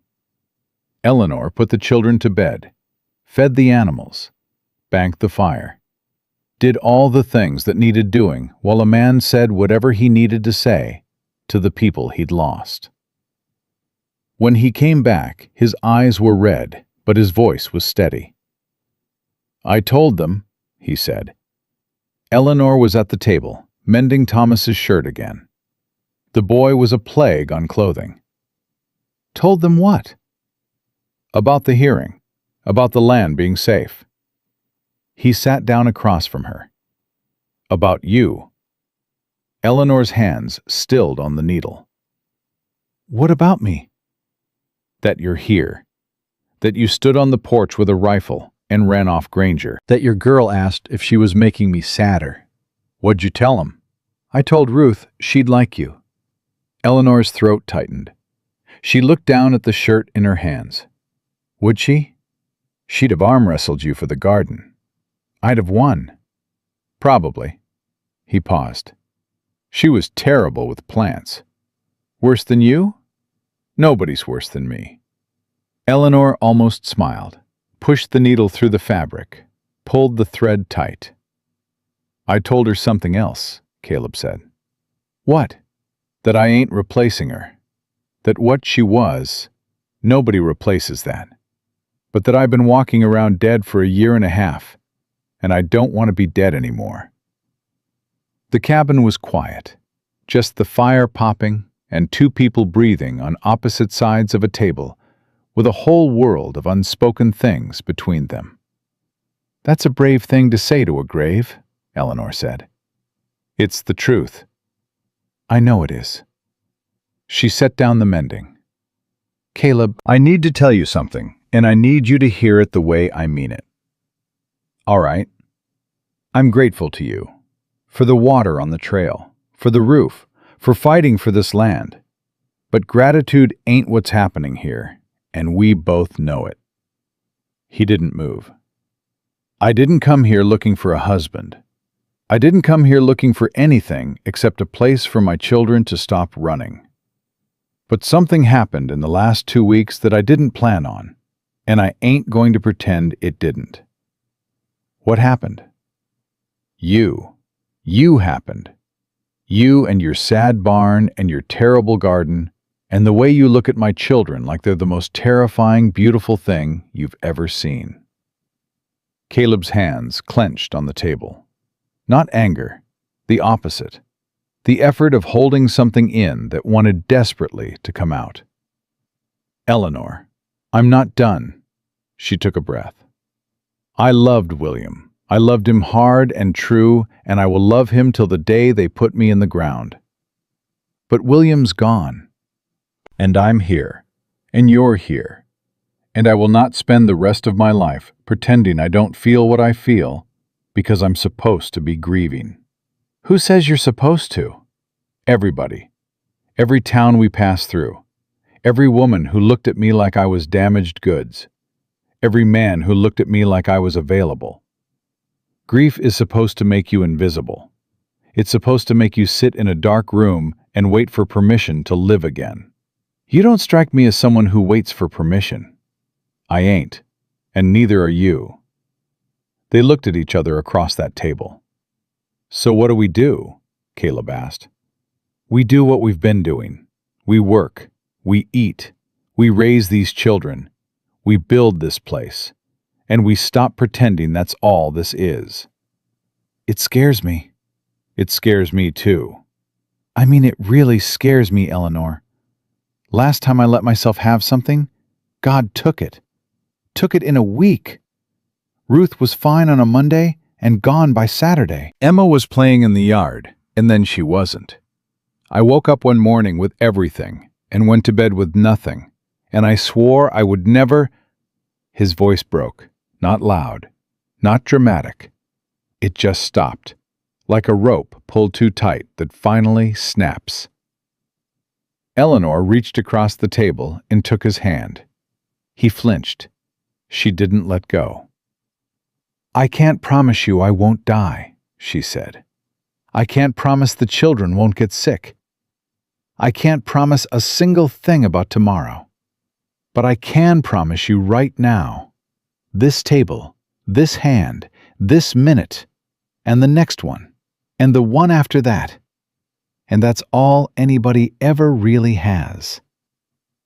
Caleb looked at their hands, hers small and roughened, his scarred and calloused, both of them shaking.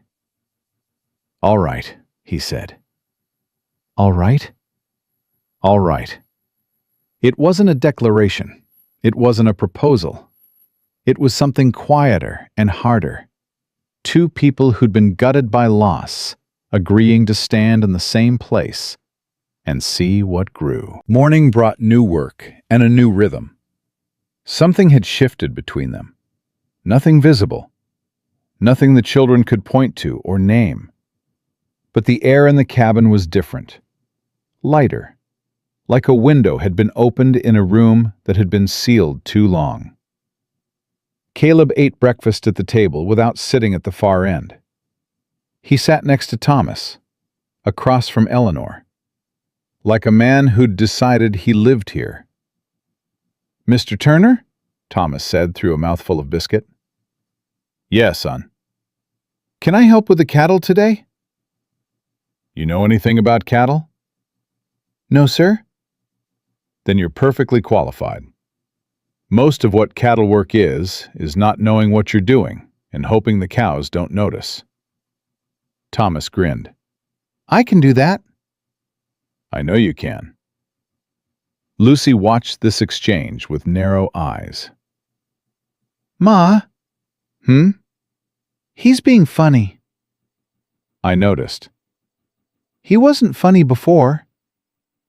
People change, Lucy. Not that fast. Eleanor looked at her daughter. Sometimes they do. When they've got a reason. Lucy considered this. Then she looked at Caleb. Mr. Turner? Miss Lucy? Are you going to marry my mother? The table went dead silent. Thomas stopped chewing. Noah banged his spoon on the table, oblivious. Caleb's coffee cup froze halfway to his mouth. Eleanor closed her eyes. Lucy. It's a reasonable question. It's a private question. Private means you won't answer it in front of people, so answer it when we're alone. Lucy Ann Hayes. Ma, I'm just asking because if he is, I need to know, because that changes things. Caleb set his cup down.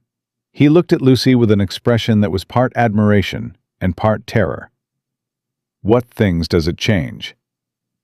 Whether I call you Mr. Turner or something else. Whether Thomas gets to work cattle or has to do school. Whether Noah's going to grow up thinking you're his pa. The weight of that list landed on every person at the table. Caleb looked at Eleanor.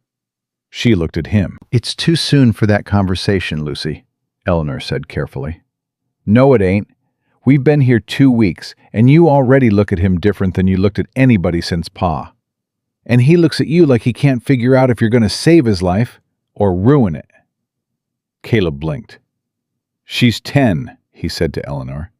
She's been 10 going on 40 since the day she was born. Lucy crossed her arms. I'm waiting. Caleb put both hands flat on the table. He looked at the girl, this fierce, sharp, unblinking creature who guarded her mother like a wolf guards a den. I don't know the answer to your question, Miss Lucy. What I do know is this. Your mother is the strongest person I've ever met. Your brothers are good boys. And you are smarter than every adult I know, including me. If something changes between your mother and me, you'll be the first to know. Not because you asked, but because you deserve that. Lucy studied him for a long beat. All right, she said. Can I have more eggs? You can have all the eggs you want. She took 2. The tension broke. Thomas started chewing again. Noah threw his spoon on the floor. Eleanor picked it up without looking at Caleb. But under the table, her hand found his knee, squeezed once, let go. He said nothing. He didn't need to. That week, the land started to breathe. Caleb and Thomas worked the cattle every morning. The boy was hopeless at first, tripping over his own feet, spooked by every sudden movement, talking too loud and too much. But Caleb didn't scold him.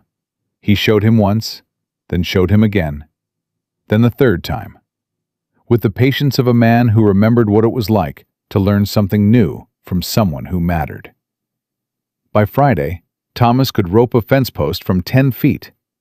It moved, he said when he missed on the 11th try. Fence posts don't move. This one did. Try again. He tried again.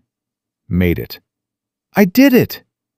You did. Thomas looked up at him with the kind of face that breaks grown men, pure pride, shining out of a 6-year-old boy who hadn't had anyone to show him things since his father drowned in a river 8 months ago. Caleb turned away and busied himself with a bridle strap, but Eleanor saw his face.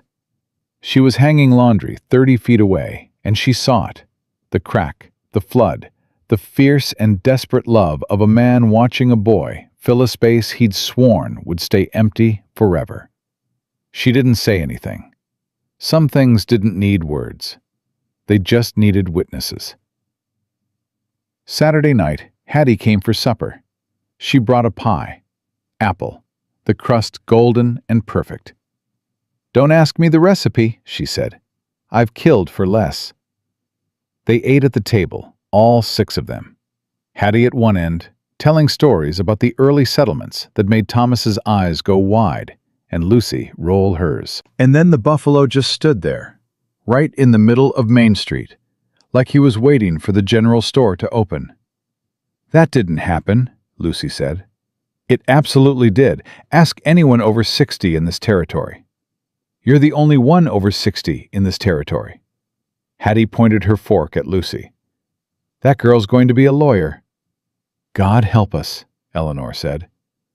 After supper, Hattie pulled Eleanor aside while Caleb washed dishes. The fact that he washed dishes without being asked had not gone unnoticed by anyone. "I need to tell you something," Hattie said, her voice low. "About Granger?" "About Caleb." Eleanor's face changed. "After Ruth and Emma died, he came to my place one night. 3 months after. I found him sitting on my porch in the dark. He'd walked 4 miles. He was holding his rifle." Eleanor's blood went cold. "He didn't say why he came. He just sat there. I made him coffee. We sat until dawn. He left the rifle leaning against my porch rail. I kept it for 2 months before he came back for it." "Hattie, I'm telling you this because you need to know where he was. Not where he is, where he was. That man walked through a valley most people don't walk out of. And he walked out. And the reason he walked out is standing in that kitchen right now, washing dishes and listening to a 6-year-old talk about snakes." Eleanor pressed her hand to her mouth. "Don't pity him," Hattie said. "He don't need pity. He needs exactly what you're giving him. A reason to wake up." "I didn't know." "He wouldn't have told you. He wouldn't have told anyone. He told me by accident, by showing up on my porch with a weapon he didn't use." "Why are you telling me?" Hattie took her hand. "Because if you're thinking about leaving, if Granger or money or fear or anything else makes you think about packing those children up and walking away, I need you to know what you'd be leaving behind. Not a man who wants company, a man who chose to live because you showed up." Eleanor stood there, tears running down her face, and she could not speak. From inside the cabin, Thomas's voice. "Mr. Turner, can I show you the snake hole I found?" Caleb's voice. "After dishes, son." "But it might be gone by then." "Snakes don't move that fast." "This one does." Eleanor wiped her eyes, breathed. "I ain't leaving, Hattie. I know you ain't. But I needed to say it. You said it. Good. Now let's go eat that pie before your boy finds another reptile." Sunday morning, Caleb didn't go to the barn. He sat on the porch step, whittling. Eleanor came out with coffee and sat beside him. "What are you making?" He turned the piece of wood in his hands. It was small, barely 3 inches long. The shape was starting to emerge, a horse. Rough, but recognizable. For Thomas? For Noah. He grabs at everything. Figured he should have something to grab that won't break. Eleanor watched his hands work, careful and sure. A man who knew how to make small things with big hands. "Caleb." "Yeah?" "Hattie told me." His knife stopped. "About after Ruth and Emma. About your porch. About the rifle." He was quiet for a very long time.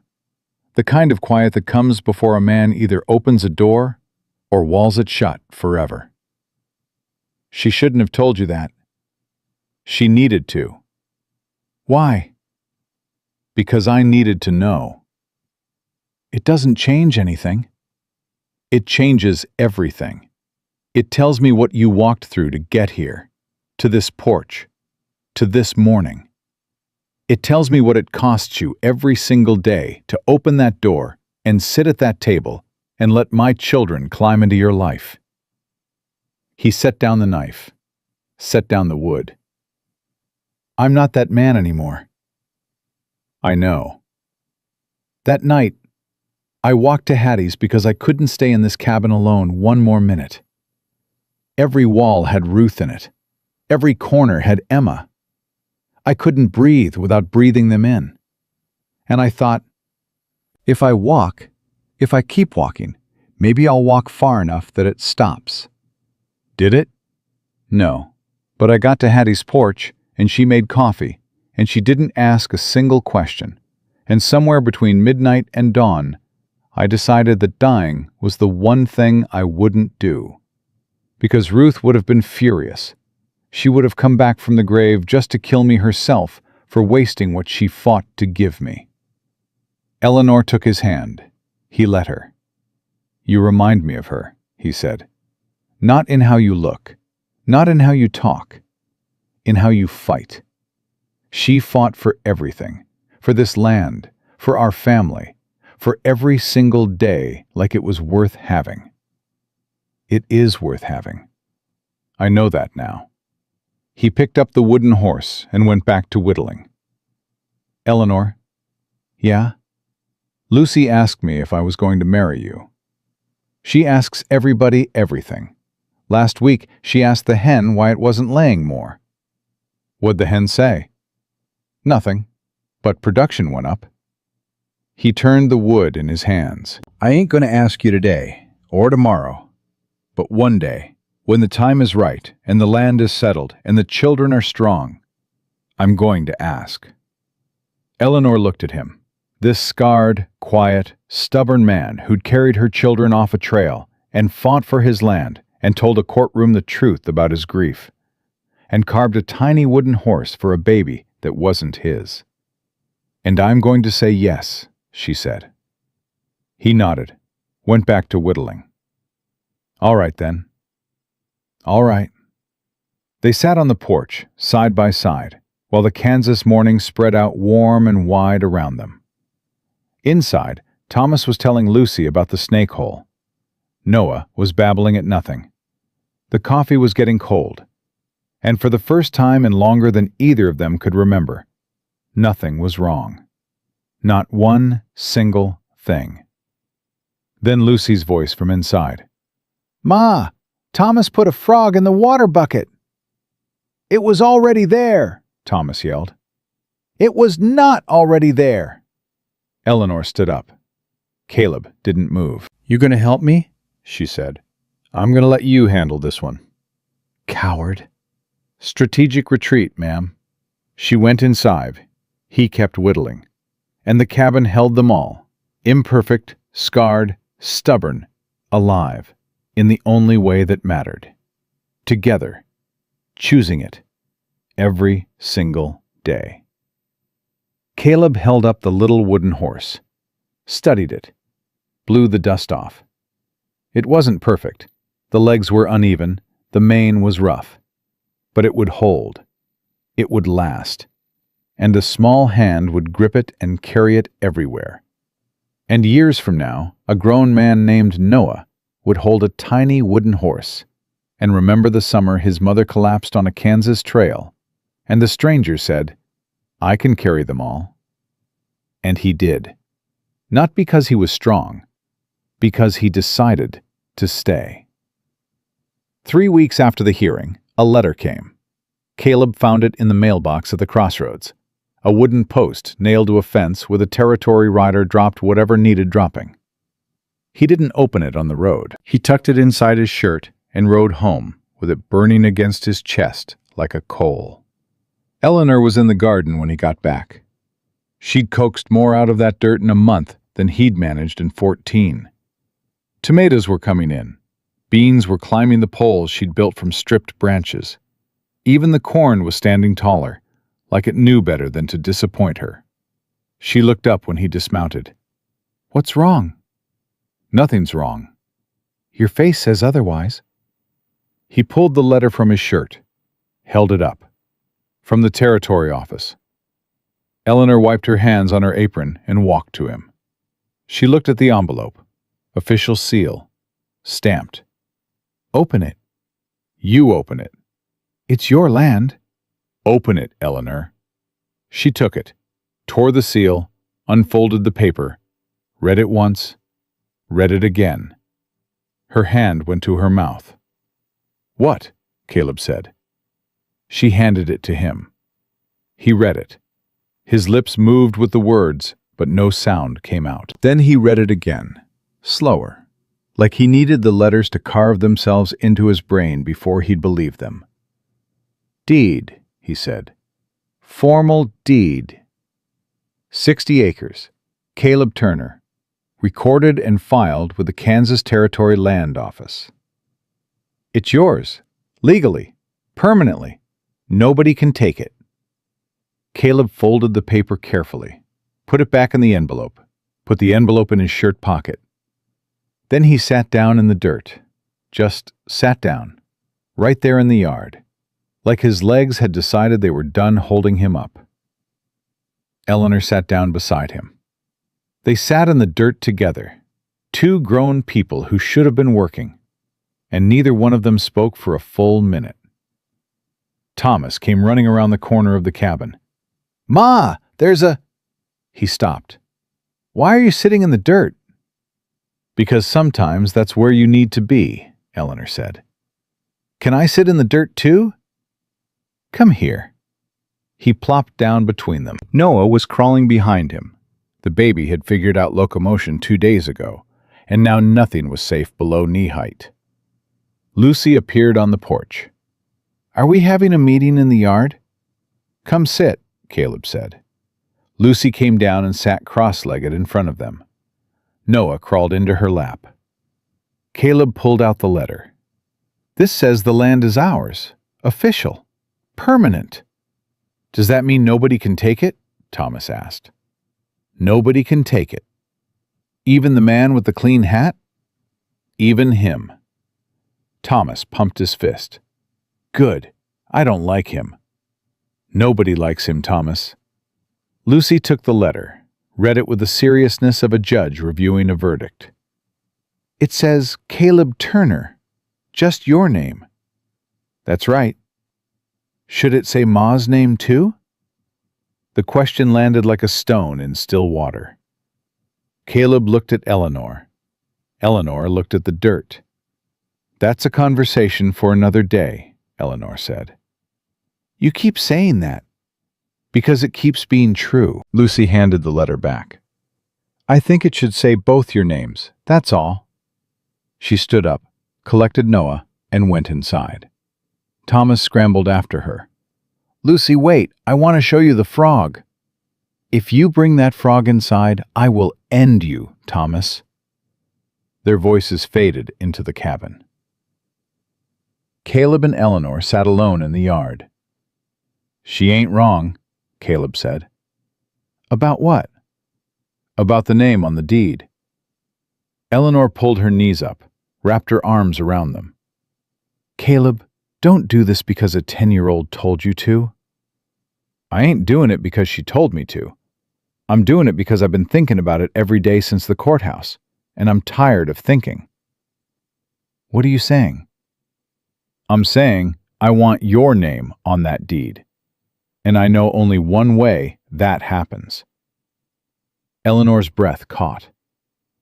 "Are you asking me?" "Not yet. Not here in the dirt with chicken feathers in my hair. But soon. Proper." She looked at him. This man who couldn't grow a tomato and slept in a barn so her children could have his bed and had ridden 60 miles through the night because she'd told him to come back. "When you ask," she said, "don't make a speech." "I don't make speeches." "Good. Don't start." He nodded, stood up, offered her his hand. She took it. He pulled her to her feet, and they stood there, close enough to touch, and he didn't let go of her hand. "Soon," he said. "Soon." He let go, walked to the barn. She watched him go and pressed her hand against her chest, where her heart was doing something it hadn't done in a very long time. Racing. Like it remembered how. He asked her on a Tuesday. No particular reason for a Tuesday. No planning. No rehearsal. He just woke up that morning and knew the way a man knows when rain is coming. Not because he could see it, but because the air changed and his bones told him it was time. Eleanor was at the stove making breakfast. Noah was on her hip. Thomas was under the table looking for a marble he'd lost 3 days ago. Lucy was reading the water-damaged Bible, currently somewhere in Exodus. Caleb came in from the barn, stood in the doorway. Eleanor. Coffee's ready. Eleanor. Something in his voice made her turn around. He was standing there in his work clothes, hat in his hand, dirt on his boots, nothing cleaned up, nothing prepared. Just a man in a doorway. Marry me. The cabin went silent. Thomas's head appeared from under the table. Lucy's Bible lowered an inch. Eleanor stared at him. You said you wouldn't make a speech. That ain't a speech. That's 2 words. It's 2 words in front of my children at 7 in the morning, while I'm holding a baby and burning eggs. I didn't want to wait for a better moment. Every moment I've waited felt like a moment wasted. Noah grabbed a fistful of Eleanor's hair and yanked. She barely noticed. You're serious? I'm standing in a doorway with my hat in my hand, asking you to marry me. I reckon that's about as serious as I get. Lucy set down the Bible. Thomas climbed out from under the table. Eleanor shifted Noah to her other hip. The eggs were definitely burning now. She didn't care. You're asking me to marry a man with a terrible garden, 12 head of cattle, and a cabin with 1 window. 2 windows.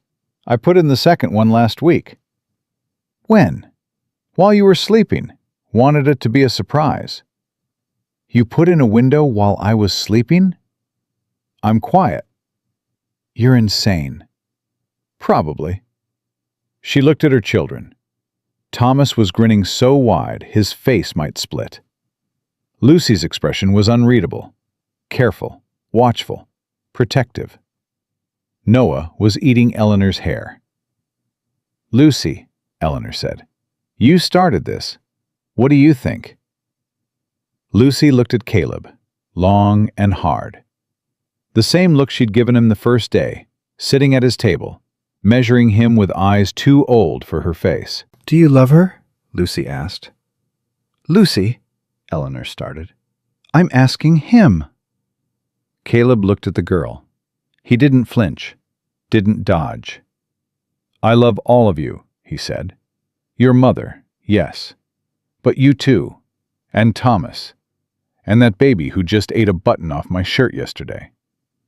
I love this family, and I didn't think I'd ever say those words again as long as I lived. Lucy's chin trembled, just once. She locked it down fast. Then yes, she said. Ma, say yes. Thomas grabbed Eleanor's arm. Say yes, Ma, say yes. We can stay forever. Noah shrieked and pulled more hair. Eleanor looked at Caleb through eyes that were blurring fast. Yes, she said. 1 word. Caleb crossed the kitchen in 3 steps. He took Noah from her arms, smooth and natural, the way he'd been lifting that baby for weeks now, like his body had memorized the weight without being told. And he set the boy in Lucy's arms. Then he put his hands on Eleanor's face. He kissed her. Not desperate, not hungry. Gentle and sure and steady, the way a man does something he's been afraid to do for a long time, and has finally stopped being afraid. Thomas covered his eyes. Gross. Lucy covered Thomas's eyes. Shut up, Thomas. I can't see. That's the point. Eleanor pulled back. Her hands were on Caleb's chest. She could feel his heart hammering against her palms. The eggs are burning, she whispered. Let them burn. We only have 6. I'll get more chickens. She laughed. He held her.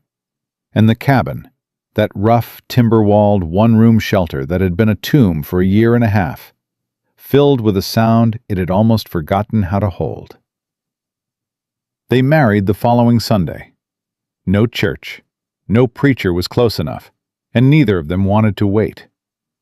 Hattie Dawson performed the ceremony. She had no legal authority to do so and didn't care. "I've married more things in this territory than any preacher. Married a man to his land. Married a woman to her goats. I can sure as hell marry two stubborn people who should have done this a week ago." They stood behind the cabin, on the hill, between the two graves. Caleb had asked for that. Eleanor hadn't argued. Lucy stood beside her mother, holding Noah. Thomas stood beside Caleb, holding the ring. A simple band Caleb had made from a silver dollar, hammered and shaped on his anvil. It wasn't pretty, it wasn't smooth, but it would hold. Hattie looked at them both. "I ain't going to read scripture because the only Bible within 5 miles is missing half of Genesis, and I don't trust the rest. So I'll say what I know." She cleared her throat. "Marriage ain't about love. Love's easy. Love shows up without being asked and stays without being earned. Marriage is about choosing. Every morning, every fight, every drought and every flood. It's looking at another person and saying, 'I could walk away, but I won't.' That's it. That's the whole thing." She looked at Caleb. "Your vows." Caleb took Eleanor's hands. His were trembling. Hers were steady. "I won't save you," he said. "You don't need saving. I'll stand beside you. In the dirt, in the heat, in whatever storm comes next.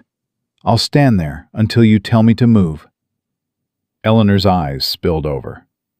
"Your turn, honey," Hattie said softly. Eleanor squeezed his hands. "I don't need saving. I need staying. I've walked across Kansas with 3 children and nothing to my name. I've buried a husband and been turned away by my own blood. The only thing I need from you is what you've already given me. A man who stopped when he could have ridden past." She paused. "I'm not Ruth. I'm not trying to be. But I will love this land and these children and you with everything I've got. And I've got more than people think." Caleb's jaw tightened. He nodded. Couldn't speak. Hattie wiped her own eyes. "Give her the ring, for heaven's sake, before we all drown." Thomas held it up. Caleb took it, slid it onto Eleanor's finger. It fit. Not perfectly, but close enough. "By the power vested in me by absolutely nobody," Hattie said, "I pronounce you married. Kiss her before I change my mind." He kissed her, soft and real and true. Thomas made gagging noises. Lucy elbowed him silent.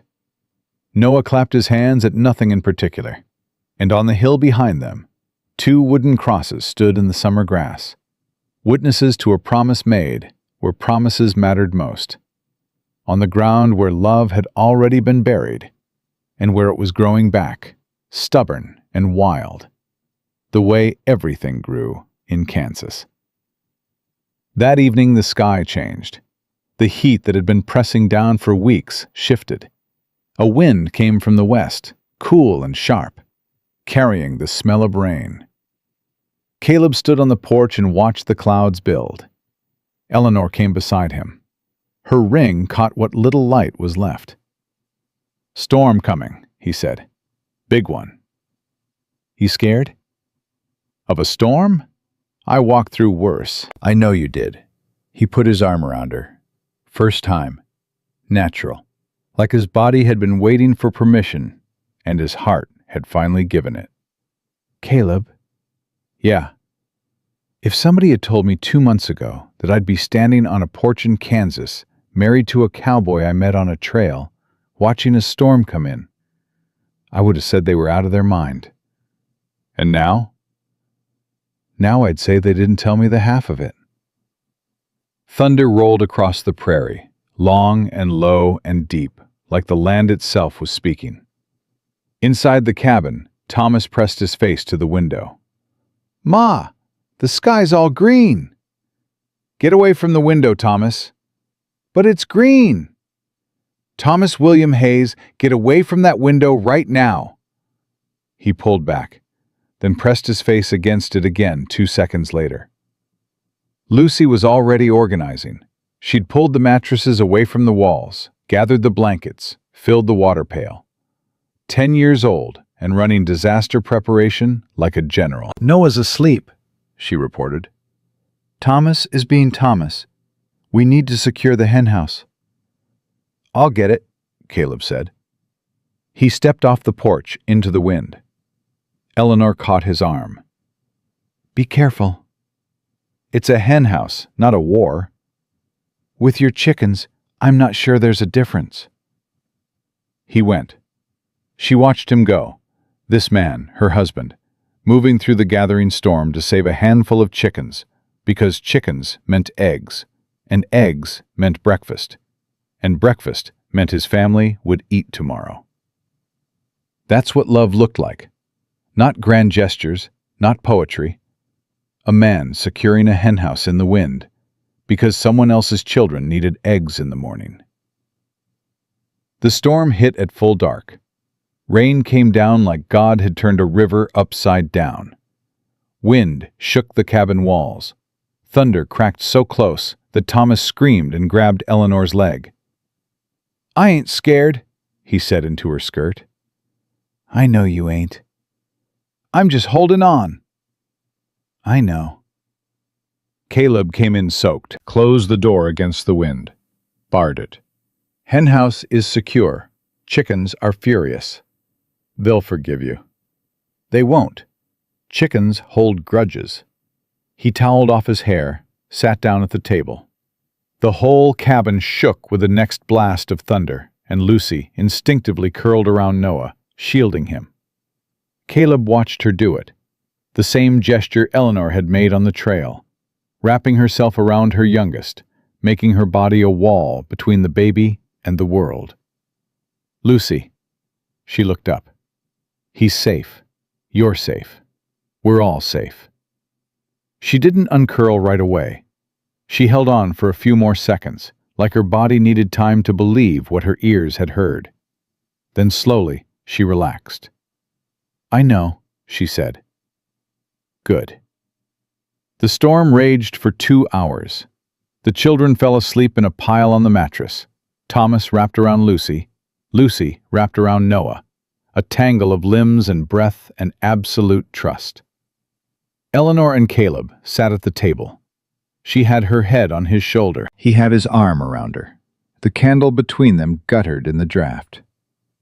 "Caleb." "That first day, on the trail, if I hadn't fallen, would you have kept riding?" He was quiet for a long time.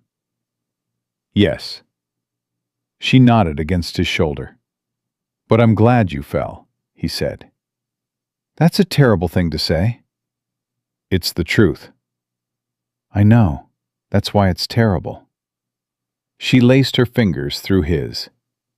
"I need to tell you something," she said. "All right." "I wasn't just walking to Lawrence. I mean, I was. That's what I told myself. That's what I told Lucy. But somewhere around mile 20, after the mule died and the wagon broke and the last town turned us away, I stopped walking toward something. I was just walking. Because stopping meant deciding, and deciding meant admitting that there was nowhere left to go." Her voice dropped. "And then my legs gave out, and I went down in the dust, and Lucy was pulling my arm, and Thomas had stopped crying, which is worse than crying, because it means a child has given up. And I lay there, and I thought, this is it. This is where it ends. Not with a fight, not with a bang. Just dust and heat, and 3 children I couldn't save." Caleb's arm tightened around her. "Then I heard hoofbeats, and I didn't even hope. I was past hoping. I just thought, if he's a good man, let him take the children. If he's not, let it be fast. Eleanor, and then your boots hit the ground. And you asked how long since they drank. Not who I was, not what I wanted, not where I was going. How long since they drank. like that was the only thing in the world that mattered. It was. I know. That's when I knew. Knew what?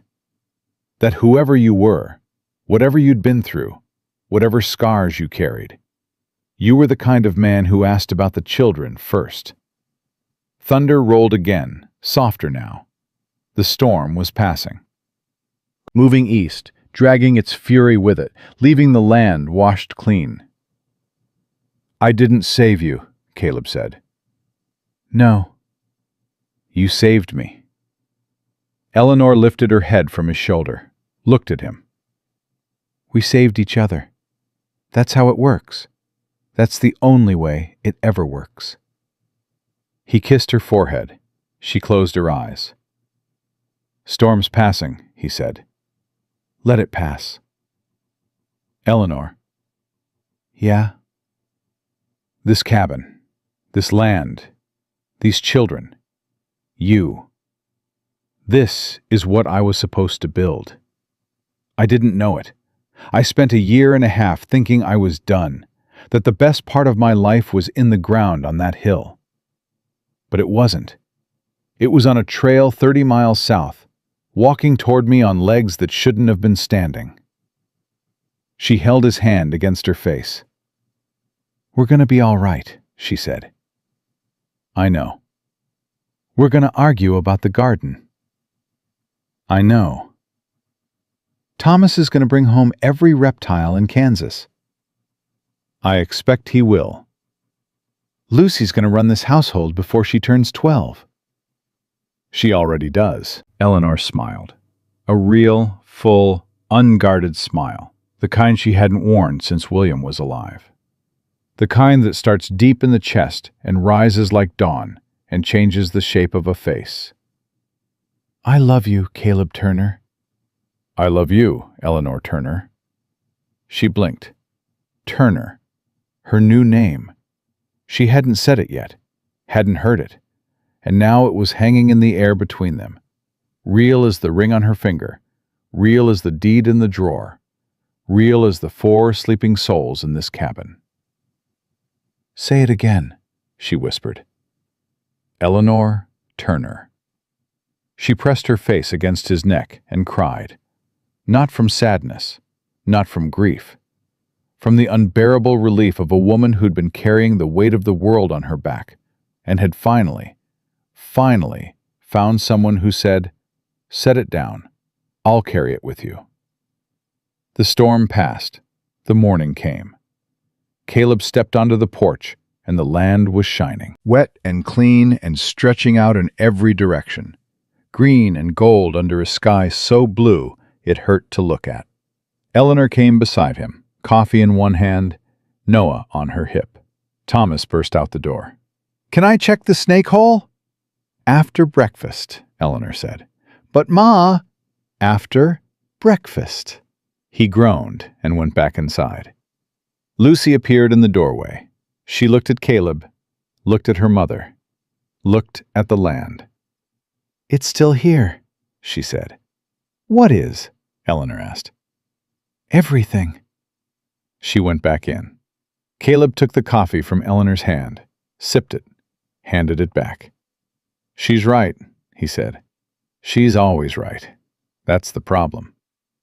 They stood there, shoulder to shoulder, and the sun came up over 60 acres of Kansas dirt that belonged to them, legally and permanently.